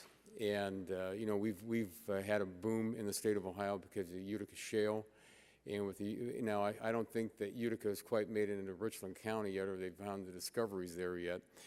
But I know that there's been questions that come to you a little bit earlier, but could you go back into it a little bit? Because again, when you look at the jobs that are produced, especially the jobs in your industry, could you get into that a little bit more about what the Utica has meant in the production in the state of Ohio, and also with the shale development over in Pennsylvania with the Marcellus, how that's helped your business? There's been quite a bit of activity in both of those, the Utica and the Marcellus. I guess what I would point out to answer that question is the chart that the Energy Equipment and Infrastructure Alliance provided, and it really shows the number of different manufacturers and suppliers that are involved in this industry. And being in Ohio, I've seen some of the growth. Matter of fact, as I drove over here yesterday, I was in traffic with some of the equipment that was being moved through the state. So it has an effect that as there's more activity going on, whether it's pumps or something else, there's just a lot of activity all over from a manufacturing and supply standpoint. Does that answer your question? Yeah, because also, and off the top of my head, I can't think of it, but like in unemployment numbers in the last several years, how's Richland County doing in the Mansfield area? Richland County, we lost a General Motors plant here recently, so Richland County has been really suffering with unemployment. I will tell you that a college roommate of mine lives over in Carrollton County, or Carrollton, Ohio, and there's a lot of activity over there, and it was really booming until the price of oil went down. Yeah. Well, thank you very much. Mr. Ambassador, if I could, in my remaining time, just ask a couple of quick questions. And, you know, some of us on the committee have been privileged to be able to meet with a lot of, especially Eastern and Central European leaders. And the discussion you had about the diversification that your country is looking at, you know, why do you think, and we've heard this, and you've had some certain members like Mr. Shimkus and some others bring this up, why is it that Europe's looking to the United States for energy needs into their future? Well, as I said, the more resources of energy that are coming from stable democracies, and in this matter from United States as an ally, moreover, the better for us countries that are relying on supplies from the outside. Well, thank you very much. Mr. Chairman, my time's expired and I yield back. We thank the gentleman from Ohio and now recognize the gentlelady from Florida for 5 minutes. Well, thank you, Mr. Chairman, and welcome to the witnesses. Thank you for your testimony today. My overriding concern is with the American consumer and with America's national security, and it doesn't make a lot of sense to me to export American crude oil to the People's Republic of China while increasing costs to American consumers and refiners. Commander Lippold, first of all, thank you for your service to our country. You have a very distinguished record of service. And I heard you loud and clear that you pointed out that the U.S. still imports a staggering amount of oil, and you've urged us to be cautious, to consider the real-world consequences. You say, while tempting from the perspective of gaining a commercial foothold in a new market arena at this time, the national security implications of changing the existing policy regulating the export of crude oil is rife with unknown and probably unintended consequences that must be fully considered and addressed.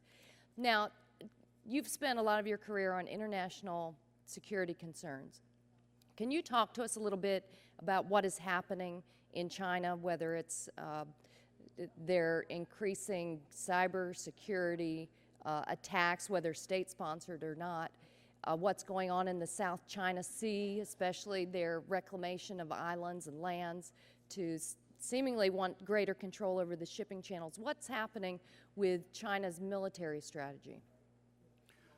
What you are seeing in China today is a country who has taken their economic power and wealth and is beginning to expand it on a first regional basis to gain greater influence over the countries that are around there. China has always viewed the South China Sea as their lake. They view that as entirely their territory. They tend to ignore the territorial limits at 12 miles or the exclusive economic zone that goes out to 200 miles. They say that they can expand, and if it's disputed, They're the big guy on the block, so they'll do what they want, and that's what you're seeing with the building of the islands there today. While we have tried to engage with the Chinese, and I think we should continue to engage with them on a very positive basis where and when possible, clearly they have taken actions recently that are not in accordance with our interests or values, whether that has been in cyber warfare, how they're dealing with things regionally, how they've dealt with us economically, and obviously Gorman-Rupp's unfortunately been a beneficiary of their trademark violations and in stealing our equipment and know-how, American know-how. So on a variety of fronts, we just need to engage with them positively where we can and punish them where we have to in order to make sure that they behave responsibly in the international community. I mean, their international strategic plans have been quite interesting. I can't help but think back to when I traveled to Afghanistan and all of the American money, the treasure, the lives that we poured into that country. And then it was pointed out that it was China that was exploiting their minerals.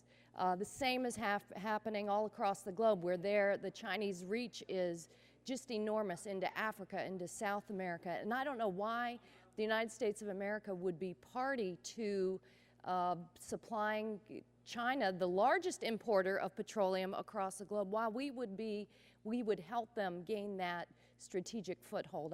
I take your advice very seriously, and I think it should give this committee something to think about. Thank you, and I yield back the balance of my time. Gentlelady yields back. We now go to the gentleman from Mississippi, Mr. Harper. Thank you, Mr. Chairman. If I could start with Dr. Montgomery. Dr. Montgomery, there was a moment in questioning earlier ago that you were trying to answer about the flaring excess at production and the impact increases in production might have, and I don't think you got a chance to finish that. Did you care to comment on that further? I did. Thank you very much. Yes, what I wanted to say was that we looked at this and did some computations in the study that we did at NERA, and what we found is that using an oil export ban to try to limit field emissions or greenhouse gas emissions associated with fuel consumption is about the worst possible climate policy you could think of. The administration just announced that it thinks that a ton of CO2 does $36 worth of damage. Well, we calculated that the economic benefits of oil exports that you would lose through the ban amount to several $100s per ton for every ton of CO2 emissions that you could avoid that way. It's just, I mean, there's so many other ways to reduce greenhouse gas emissions and to deal with the problems of, appropriate regulation at the field that the oil export ban is just about should be at the bottom of anybody's list as a tool for environmental policy. Let me ask you this. Are oil export restrictions one of the main reasons why West Texas Intermediate crude trades about $5 less per barrel than its international competitor Brent? For a time, there was a problem with pipeline capacity for moving it. At this point, I think that is exactly the reason. The same thing is true of Bakken in North Dakota trading below Brent. It's because and in fact, in the last couple of weeks, well, in the last day or two, Bakken has actually popped up to being pretty much equivalent to Brent, and what the news reports were saying was that priced U.S. refiners out of the market. So the fact is that, yes, it's the fact that it's not economic to be used in the U.S. that drives that price down. In my home state of Mississippi, we have the Tuscaloosa Marine Shale that was really beginning to take off. The cost per well was going down, and then, of course, the price drops out and production stops, and that's been an issue. But I've seen estimates that show that eliminating the discount that we just talked about would incentivize a significant amount of investment in the United States. IHS estimates perhaps as much as $750 billion over the next 10 to 15 years. What impact would that have on the U.S. economy broadly, and who would benefit? That kind of investment is basically a driver for economic growth. The growth that the slow growth that we have had in the past few years has almost, we wouldn't even have had that were it not for the investment that was going on in the oil and gas industry. And as Mr. Kreinbill has described, that investment stimulates activity throughout the economy, not just people working on drilling in the oil fields. It provides us with lower cost energy, and it's a driver of economic growth. So that investment, as long as it's driven by the market and is not driven by government subsidies to refiners through effective price controls. So all investment is not the same. The market-driven investment that we've seen because of a technological revolution in the oil and gas industry, that clearly drives the economy forward. Taking money out of consumers' pockets to subsidize a set of refiners doesn't. Okay. Thank you, Dr. Montgomery. Mr. Kreinbill, if I could ask you a question. If the export ban were to be lifted, how would you change your business plan to adjust for the more positive outlook? Well, we have our business plan already in place for, as I mentioned, last year when we looked at our business plan for this year, and we have to look at, okay, if things increase a certain percentage or decrease a certain percentage, what do we do? What it would mean for us is making sure that we hire the people that can create the product. Let me ask this, because my time's almost up. How quickly would you see that positive impact? How quickly? I don't know that I can comment on that. It depends on how quickly the oil rigs get back in and the demand increases. Okay. There's quite a bit of supply now. My time has expired. I yield back. The gentleman's time has expired. We now recognize the distinguished gentleman from Iowa for 5 minutes. Thank you, Mr. Chairman. This has been a very, very wonderful hearing. I think we've all learned quite a bit, and I want to thank all the panelists. I do want, although my colleague from Texas is no longer here, Mr. Olson, one thing we can't agree on, and I've expressed this concern directly to General Dempsey when I was on the Armed Services Committee, as a proud father of a stepson and daughter-in-law, both Naval Academy grads, although they're in the Marine Corps now, but go Navy nonetheless, Commander. Also, Ambassador Gondelovich, good to see you, as always. For 8 years, I proudly represented Cedar Rapids, Iowa. No longer, but they have a wonderful, of course, as you know, the National Czech and Slovak Museum there. So thank you for being here today as well. I do want to start out with you, Ambassador. If you could, because I realize that a lot of what's going on here, the proposal to lift the ban on crude oil exports is based on a concern for our national security, for the national security of the countries where hopefully the oil would be going. Whether it would or not is another question. Can you talk a little bit about the national security interests at stake here for the Czech Republic when it comes to where you get your oil, where it might come from if this ban were to be lifted? Well, again, since the changes in 1989, we saw energy delivery and energy sovereignty as a part of our national security, and this is why we put such an emphasis on diversification. And so in my whole testimony, it's of course representing a country that has done all possible measures to enlarge opportunities and diversify resources of energy. It is not my role here to tell you, the U.S., what you do with your national security, but I'm representing a country that is prepared to accept deliveries even from the U.S. As or when, if the ban is lifted, and is actually convinced that those deliveries would benefit to our national security as it is coming from an ally. Mm-hmm. Thank you. And again, I feel for you as the ambassador. You're not a politician, yet you've been kind of put in the middle of this here today, and I thought you've done a very good job representing your country and serving as the ambassador and not a politician today. So thank you very much for what you've done today as far as your testimony is concerned. Look, we had another hearing on this issue a while back, not on this particular bill, but on the issue of lifting the ban on the export. And I stated at the time that my biggest concern, not unlike others up here today, is our national security, the U.S. national security. Everyone here knows that prior to 1973, America had essentially a drain America first oil policy. I think we can all acknowledge that.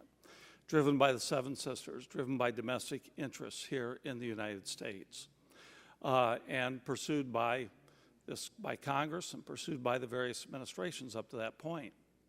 So I have a real concern myself about lifting this ban from that standpoint, given that we still import 30% of our oil, given all the other considerations. I understand the economic arguments. I get all that. You know, markets are going to drive prices, all those things. But at the same time, you know, I just think we have to be very careful that we don't do something in the short term, which, while it may benefit certain actors in the United States, private industry in particular, in the oil industry, that we not, as my colleague from Pennsylvania expressed his concern on the same issue, that we look down the road, that we don't do something now in the short term that's going to have a very, very negative effect on our national security, on our economic security, on the security of the United States. That's why I do appreciate your testimony, Commander. And again, I appreciate the testimony of everybody here because you're all coming at this from kind of different perspectives. And we have to take into account all those perspectives. There's no question about that.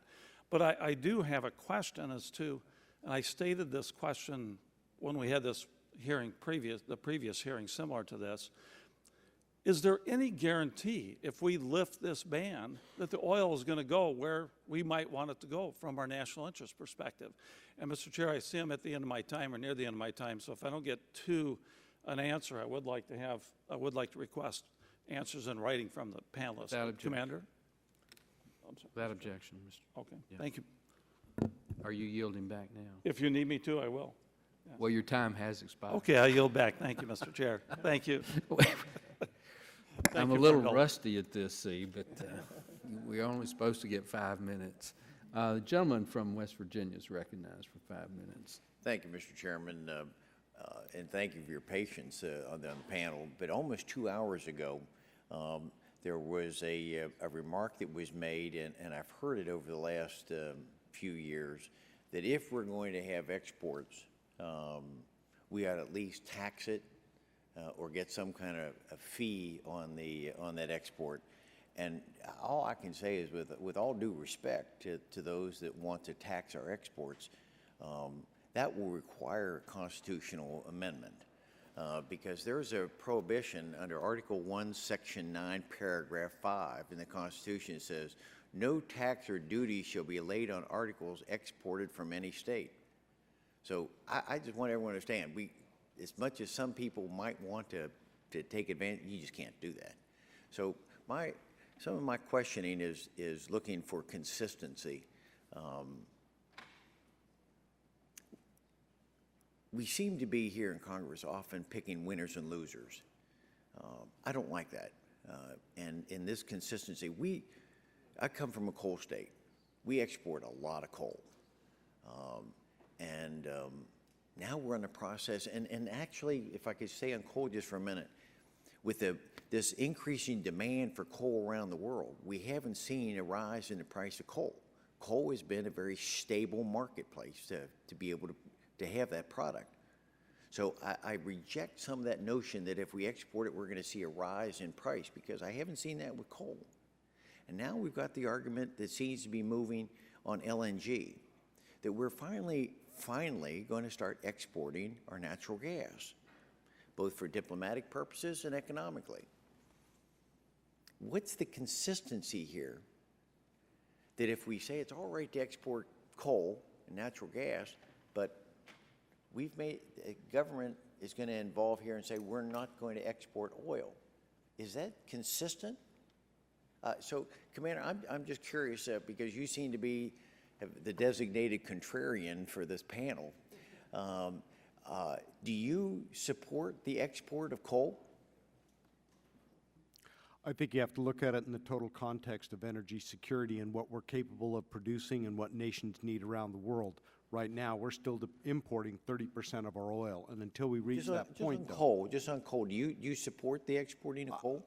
I'm not. I'll be honest, sir. I'm not familiar with coal and the industry, so it'd be inappropriate for me to comment. We export about 15% of what we produce in coal because obviously this administration doesn't like us burning coal in America.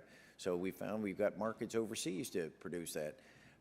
What about LNG? Do you have is your view consistent that you would also oppose exporting LNG?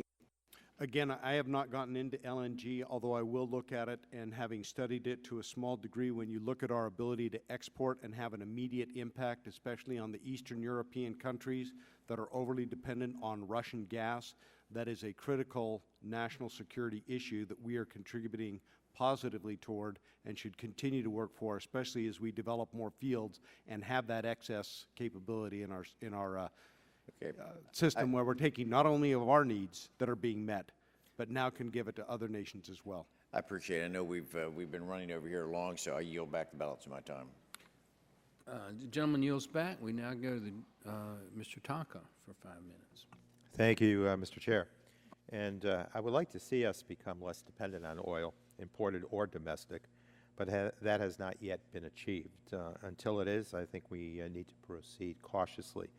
This is not just another commodity. It's one we have paid a high price for in blood, treasure, and other environmental and social costs. So, Commander Lippold, I appreciate your testimony and your perspective on this important issue. As I understand it, Venezuela and Saudi Arabia have the largest proven reserves of oil, more than 250 billion barrels, and that Saudi Arabia's oil has production costs that are lower than ours, amongst the lowest globally. And given that situation, it seems difficult to assess much about the overall direction for the price of oil without a sense of what the Saudis plan to do. I also imagine that since a number of countries rely on oil revenues to meet their obligations, they will continue to produce and sell into the market, even if that means they may be selling below their production costs.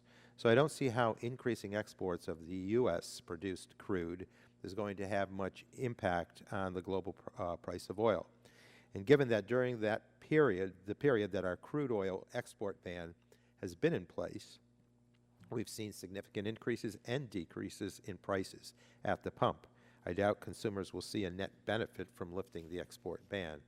I can see that this change could alter decisions about whether to continue investing in domestic refining capacity. I can see that it can alter decisions about whether to drill additional domestic wells, and I think it will also influence decisions about investments in oil pipeline or oil transporting rail cars. So, Commander Lippold, in his testimony, Dr. Montgomery refers to the prospect that the refiners would make additional investments to refine more light oil as economic waste. But those investments create domestic construction and related manufacturing jobs and maintain or create domestic jobs in the refining industry. My question to you is there strategic value in keeping a strong domestic refining industry? Absolutely, yes. And you indicate in your testimony that you believe lifting the export ban would lessen the trend to declining imports.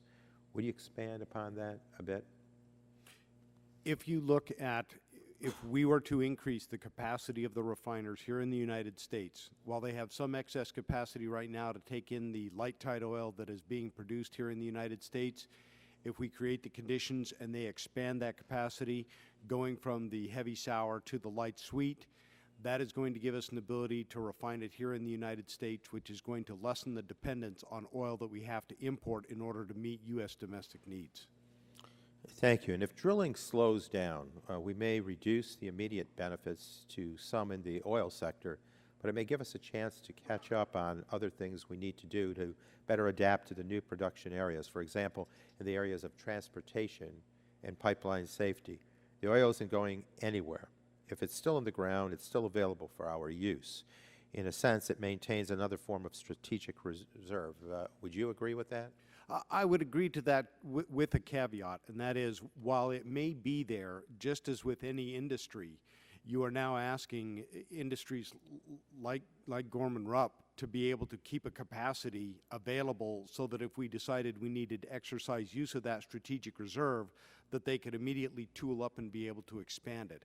That's a consideration you have to look at is, do we have the capability and capacity in the industrial base to maintain that in addition to keeping those strategic reserves in the ground? That has to be thought through. And again, this goes back to the point of my argument, which is before we lift that ban, this is one of those second and third order effects that we need to look at, is how do we maintain that industrial capacity that if we have to exercise use of that strategic reserve, can we and how quickly can we get our industrial base to tool up to be able to do that? Well, lifting the export ban clearly would benefit the oil production sector by drilling and other ancillary services. It would maintain or expand growth in pipeline investments and rail investments. These sectors have done very well, and the boom has spurred tremendous growth, but it has come at a cost. My constituents, for example, are very alarmed at the rapid rise in the number of oil trains rolling through our region. They do not believe that investments in safer rail cars and contingency plans for dealing with accidents have kept pace with the increase in oil production. If now we are incurring these costs only to export the oil, support for expanded domestic production will be even less popular than it is already in non-oil producing areas of the country. And so I just share these concerns with the committee and here at this hearing because they're real and they're lived through each and every day. And with that, Mr. Chair, I yield back. Gentleman yields back. Mr. Kramer, who's been here the whole time, is not a member of the subcommittee, so he's going to have to wait until the two other members of the subcommittee ask their questions. We now go to Mr. Mark Wayne Mullen of Oklahoma. Thank you, Chairman, and thank you for having this very important hearing. As I alluded to earlier, Oklahoma has lost 20,000 jobs since January. Obviously, we're a rich state in our fossil fuels, and it's very important. It drives our economy.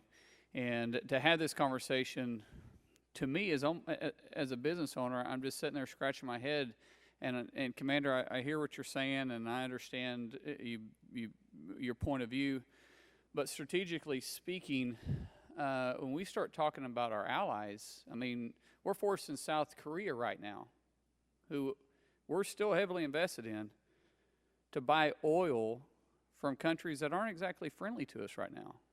How is that possibly a good idea? How is it that if we can't at least export crude oil to our allies, don't we weaken their hand when we make them dependent on those that don't exactly have our country's best interests in mind? Well, if you're to use that as the bottom line, we'd be in trouble in a number of areas in what we import. Well, it's not the bottom line, sir. It is where we're at. It's the point. I'm not talking about everything. We're talking about export of oil, of a commodity that we have an abundance amount of right now, and a commodity that, honestly, we're running out of storage in the U.S.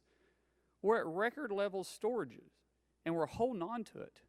We have plays that we haven't even started in. We, without doubt, could be the #1 producer, not because of government intervention. In fact, they're choking us because of the entrepreneurial spirit. We have the ability to strengthen the hand of our allies and strengthen our relationship with our allies across the country for providing them a commodity that they're in desperate need of. We got the check sitting right beside you. Is that not an opportunity to strengthen their hand by taking them off the dependent of an unstable and unreliable Russia right now? I think one of the concerns goes back, sir, to the fact that, once again, if we don't look out for our interests first, while our allies may be important, at the end of the day, we're the ones that are still going to be vulnerable and dependent, and we've seen that with exactly the impact that has affected your state. When you look at not a country, but a cartel, principally driven by Saudi Arabia, that can influence the world oil market in the way they do by depressing prices, by putting more on there, not reducing their production quotas, and allowing that to happen, even if we put our oil on the market, Commander, they still have the capacity to lower that down. Commander, you're making my point, because as a business owner, to stabilize the market, you put more players in it. Competition strengthens the sword of an entrepreneur. We allow them to control it because they're the only player on the market. We have reserves. We have the ability to go out there and not compete, but beat.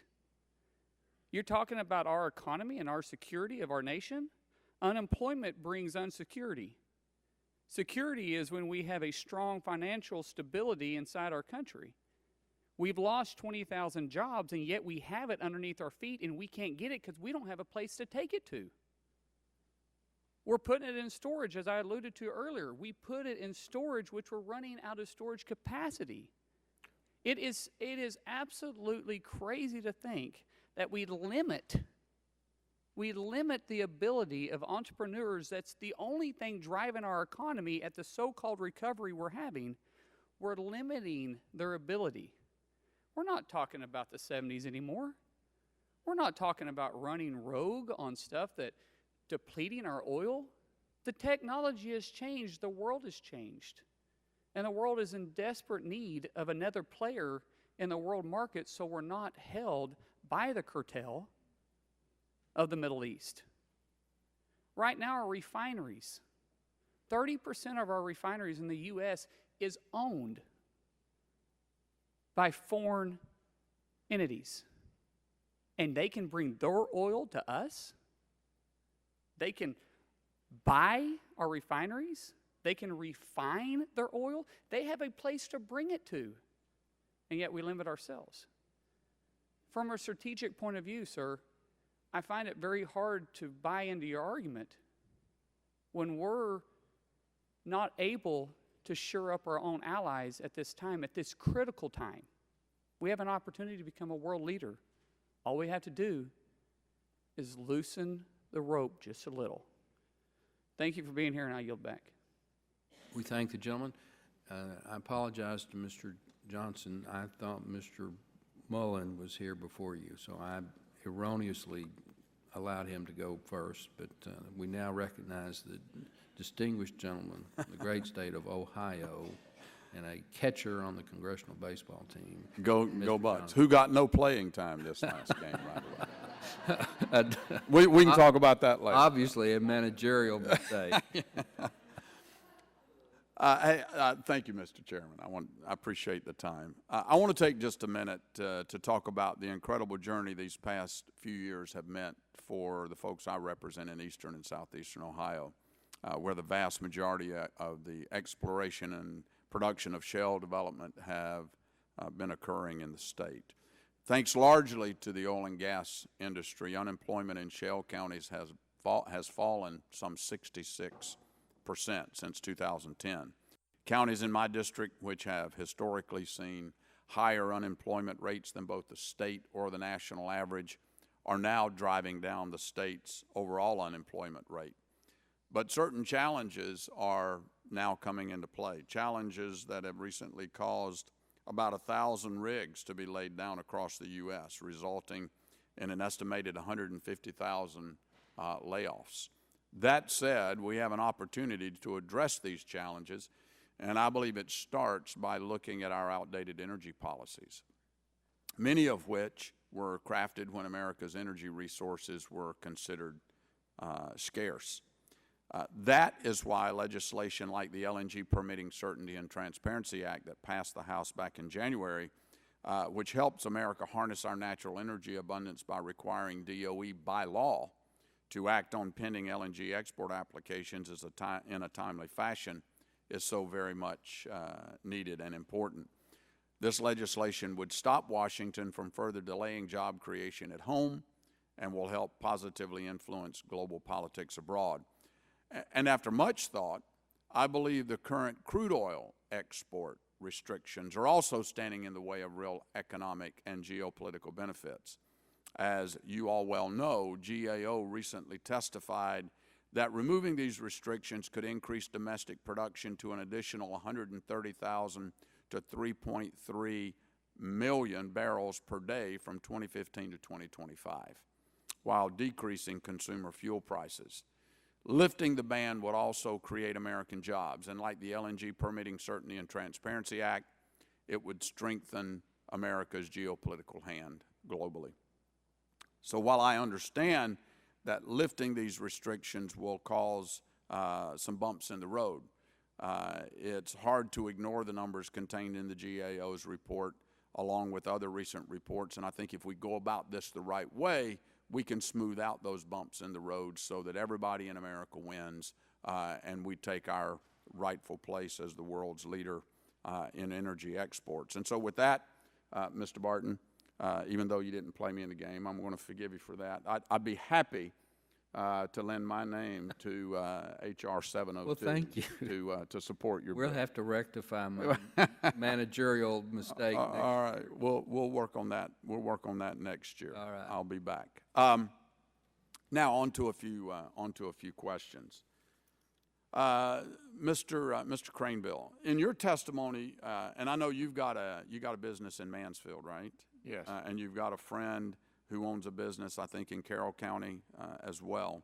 Yes. In your testimony, you touched on many of the harmful impacts that the export ban has had on your business, such as laying off workers and wage stagnation. Do you know of other companies who have been similarly affected by the export ban, and what do they have to say about it? I think there's many suppliers in the industry that are affected by it. You know, a lot of the suppliers to us are affected by how our business is and whether they're supplying us castings or any of, you know, the raw materials that we buy. It's affecting them also. Okay. Would you expect these negative impacts on your business to continue getting worse if the ban is not lifted? It seems like as the number of rig counts go down, that our business is directly correlated to that, yes. Okay.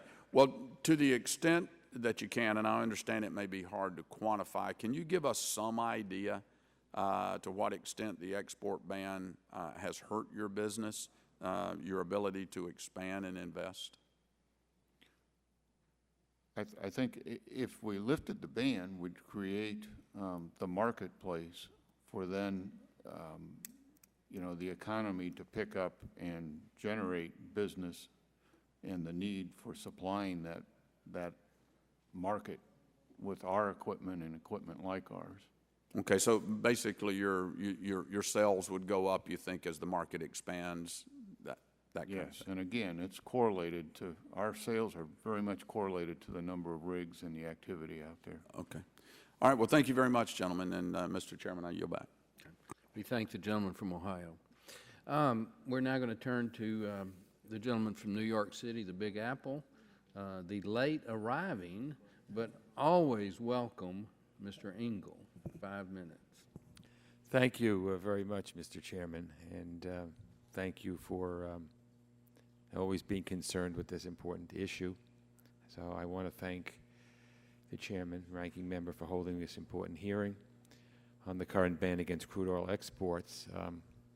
Let me first of all say the United States has more influence over global energy production today than we've had in generations, and that's a terrific thing. It's certainly vital that we pursue a smart and responsible course for energy production distribution. We develop our energy resources while vigorously protecting the health and safety of all Americans. Our nation can realize enormous economic and energy security benefits. Mr. Barton knows, because he and I have discussed this, that I have been interested and continue to be interested in the geopolitical aspects of this. The fact, and our ambassador can attest to the fact that Europe is so dependent on Russian oil, and that if the United States were to lift a ban, it might make Russia less important, and I think that's a good thing given the way they've acted in Ukraine and in Eastern Europe. And so I think that to help wean Europe off of Russian energy, this might be a good thing. So I'm particularly interested in the global ramifications of lifting our crude oil ban and the impacts it would have on jobs and the economy of the United States. Now, since we held a hearing on this issue last December, I note that two unions, the Laborers International Union of North America and the International Union of Operating Engineers, split from the AFL-CIO position and now support lifting the crude oil export ban. Mr. Barton and I have had discussions about this. So we heard as testimony today that if we lift the ban on crude exports, and the vast majority of U.S. crude purchased on world market would make its way to Asia, not Europe. I also read a Wood Mackenzie report from March of this year that concludes the same thing. So let me ask you, Dr. Montgomery, do you agree with the conclusion that if we lift the ban, the vast majority of our crude oil exports would go to Asia? And if you do, does it matter? Yes and no. I'm sorry, but yes. Asia is a large market, but it's not one we are particularly well set up to serve. I mean, we'd be moved if the refining is taking place in the Gulf Coast in mid-Atlantic. That's a long way to get to Asian markets. So basically, I think it is extremely hard to predict exactly where a physical barrel of oil is going to move, mainly because it's irrelevant in thinking about the global market. Whether we load a ship in the United States and follow that ship around Cape Horn or the Cape of Good Hope or the Suez Canal to get it to Asia, or whether that oil goes to Czechoslovakia, freeing up some oil that Czechoslovakia might have purchased from Russia to move to Asia, is all going to have exactly the same effect. It's not where the barrels go, it's how much there is in the total world market. So let me ask Commander Lippold, I think you'll disagree, but let me hear your disagreement. Commander, do you agree with Dr. Montgomery?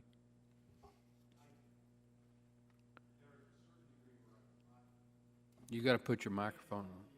You got to push the button. Yep, sorry, sir. I would say yes or no. While the oil goes in there and we can't trace where that barrel of oil would go, clearly you put more oil onto the world market, the highest bidder is going to get that oil, and transportation costs will be absorbed in that total thing. Right now, the majority of that oil is predicted to go to Asia, and studies indicate that. So let me ask about imports. Despite the recent increase in domestic crude oil production, the volume of oil that the U.S. imports is not drastically different from the time the ban was put into place in the 1970s.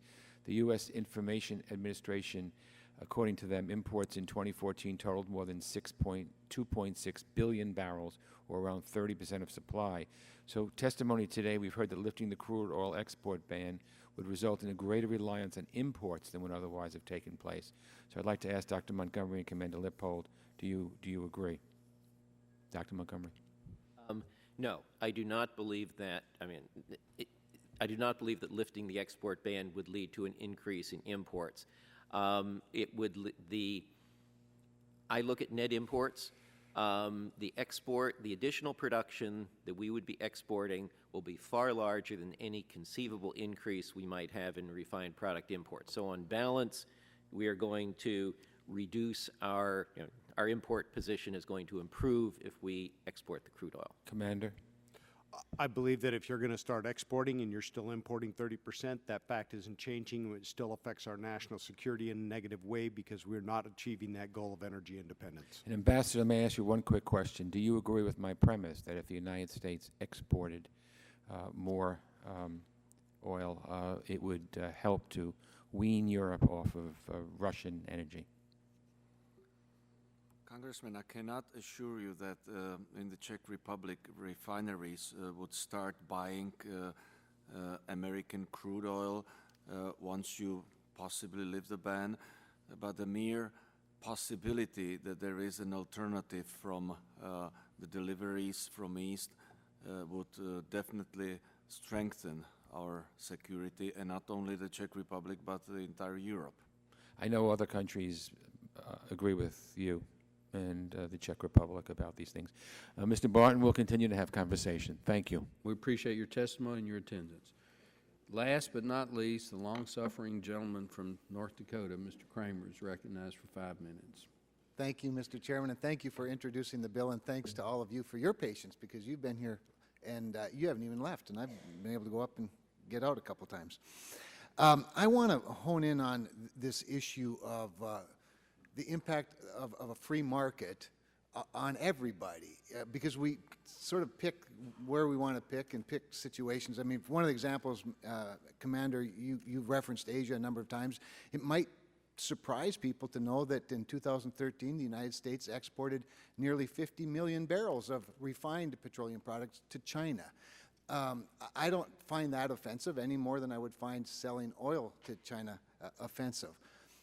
But my understanding of a free and open market and its impact on security in the world is, you've used the word, Commander, you've used the word energy independence many times in the context of national security. I frankly think that that's only half of the formula. I think energy security is different than energy independence. For example, and Mr. Mullen raised the point, I think we've established that we import roughly 27% of the oil that we refine in the United States. He raised the point that 30% of our refining capacity is foreign owned, largely by the people that are importing, that are exporting, or we're importing the oil from. I don't see a lot of incentive for them to change their refining and retooling their refining to take our oil, when the whole reason they own those refineries is to import their own oil. So we export a lot of things out on the Atlantic Ocean that we import back on the Pacific Ocean, other than oil. We do that regularly in agriculture products. We have pasta plants in North Dakota that buy low-cost durum from Canada, and our farmers sell higher-priced durum to producers in Minnesota. I mean, that's how a free market works to the benefit of everybody, and I think we're missing some of that. I would be interested to know, perhaps Mr. Montgomery, you could start, this issue of the 30% ownership of foreign ownership of our refineries, whether you find it offensive or not offensive. That is relevant, is it not, in the context of this discussion of energy security and energy independence?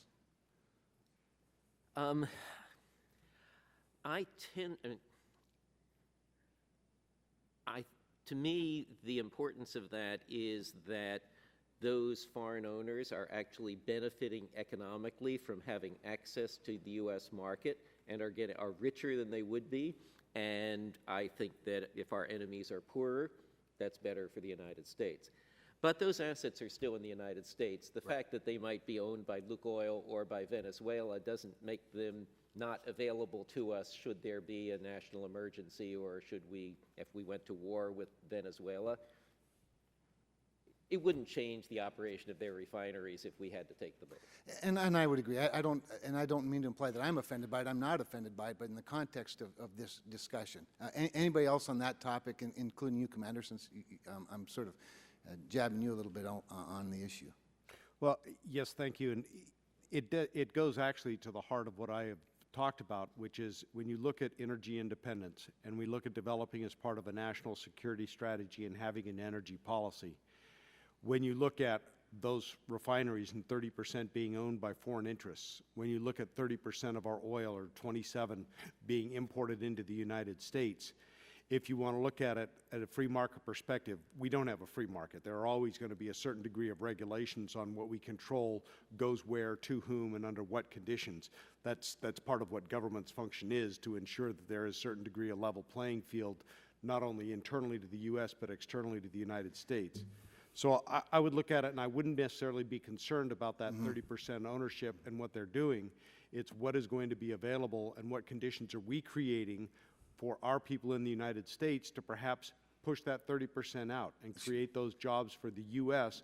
and for the end money to end up here in the But U.S. I guess I see in this case the regulation creating an uneven playing field to the disadvantage of the American producer, and that's sort of the whole point in the whole issue.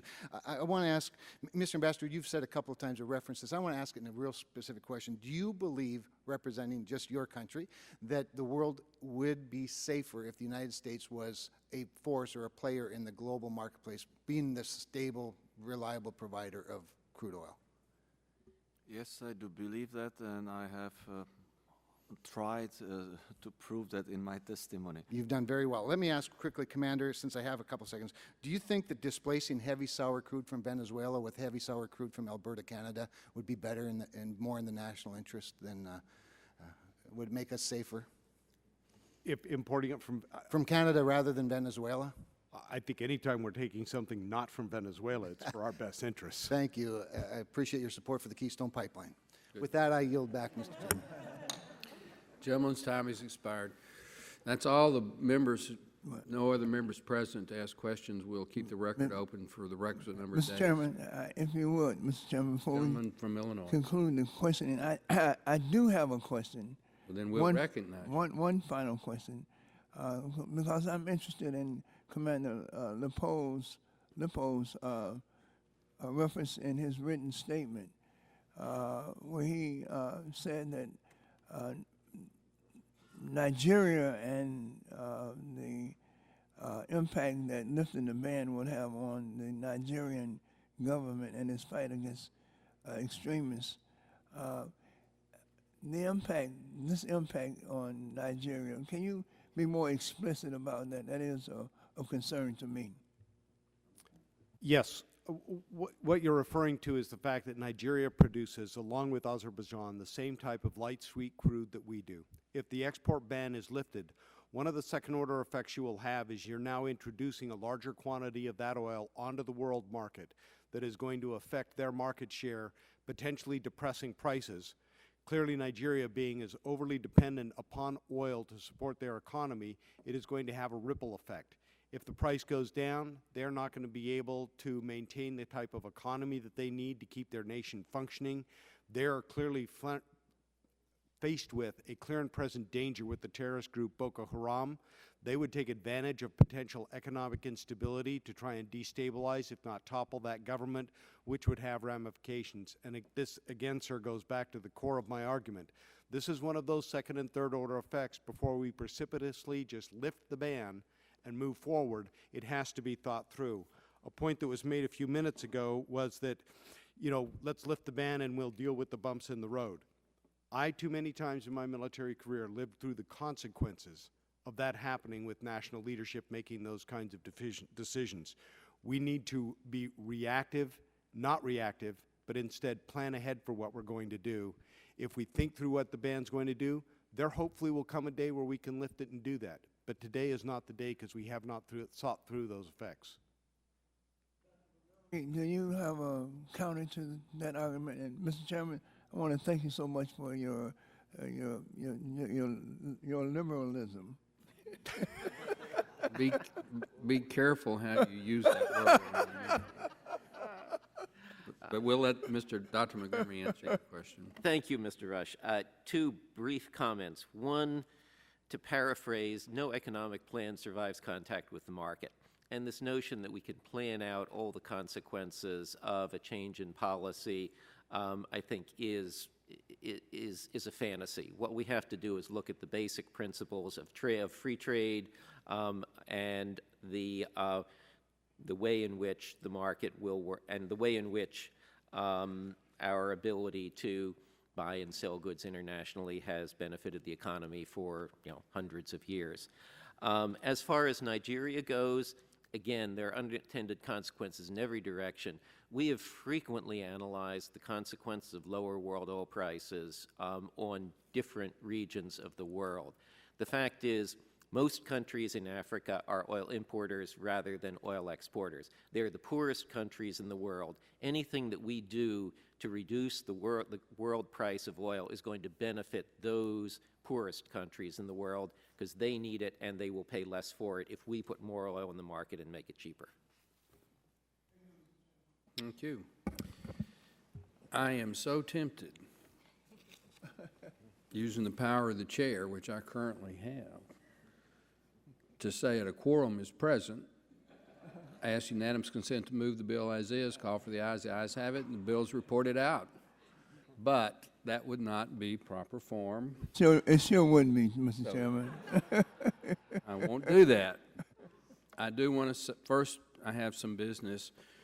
We would ask that 3 letters from the Energy Equipment and Infrastructure Alliance, the U.S. Chamber of Commerce, and America's Natural Gas Alliance be put in the record without objection. No objection.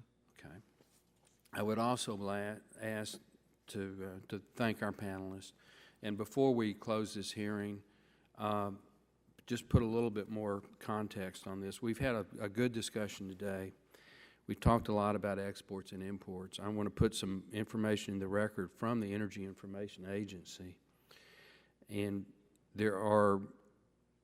we import about 9 million barrels of petroleum products a day. but we export about 4 million. So on a net basis, it's about 5 million barrels per day of imports.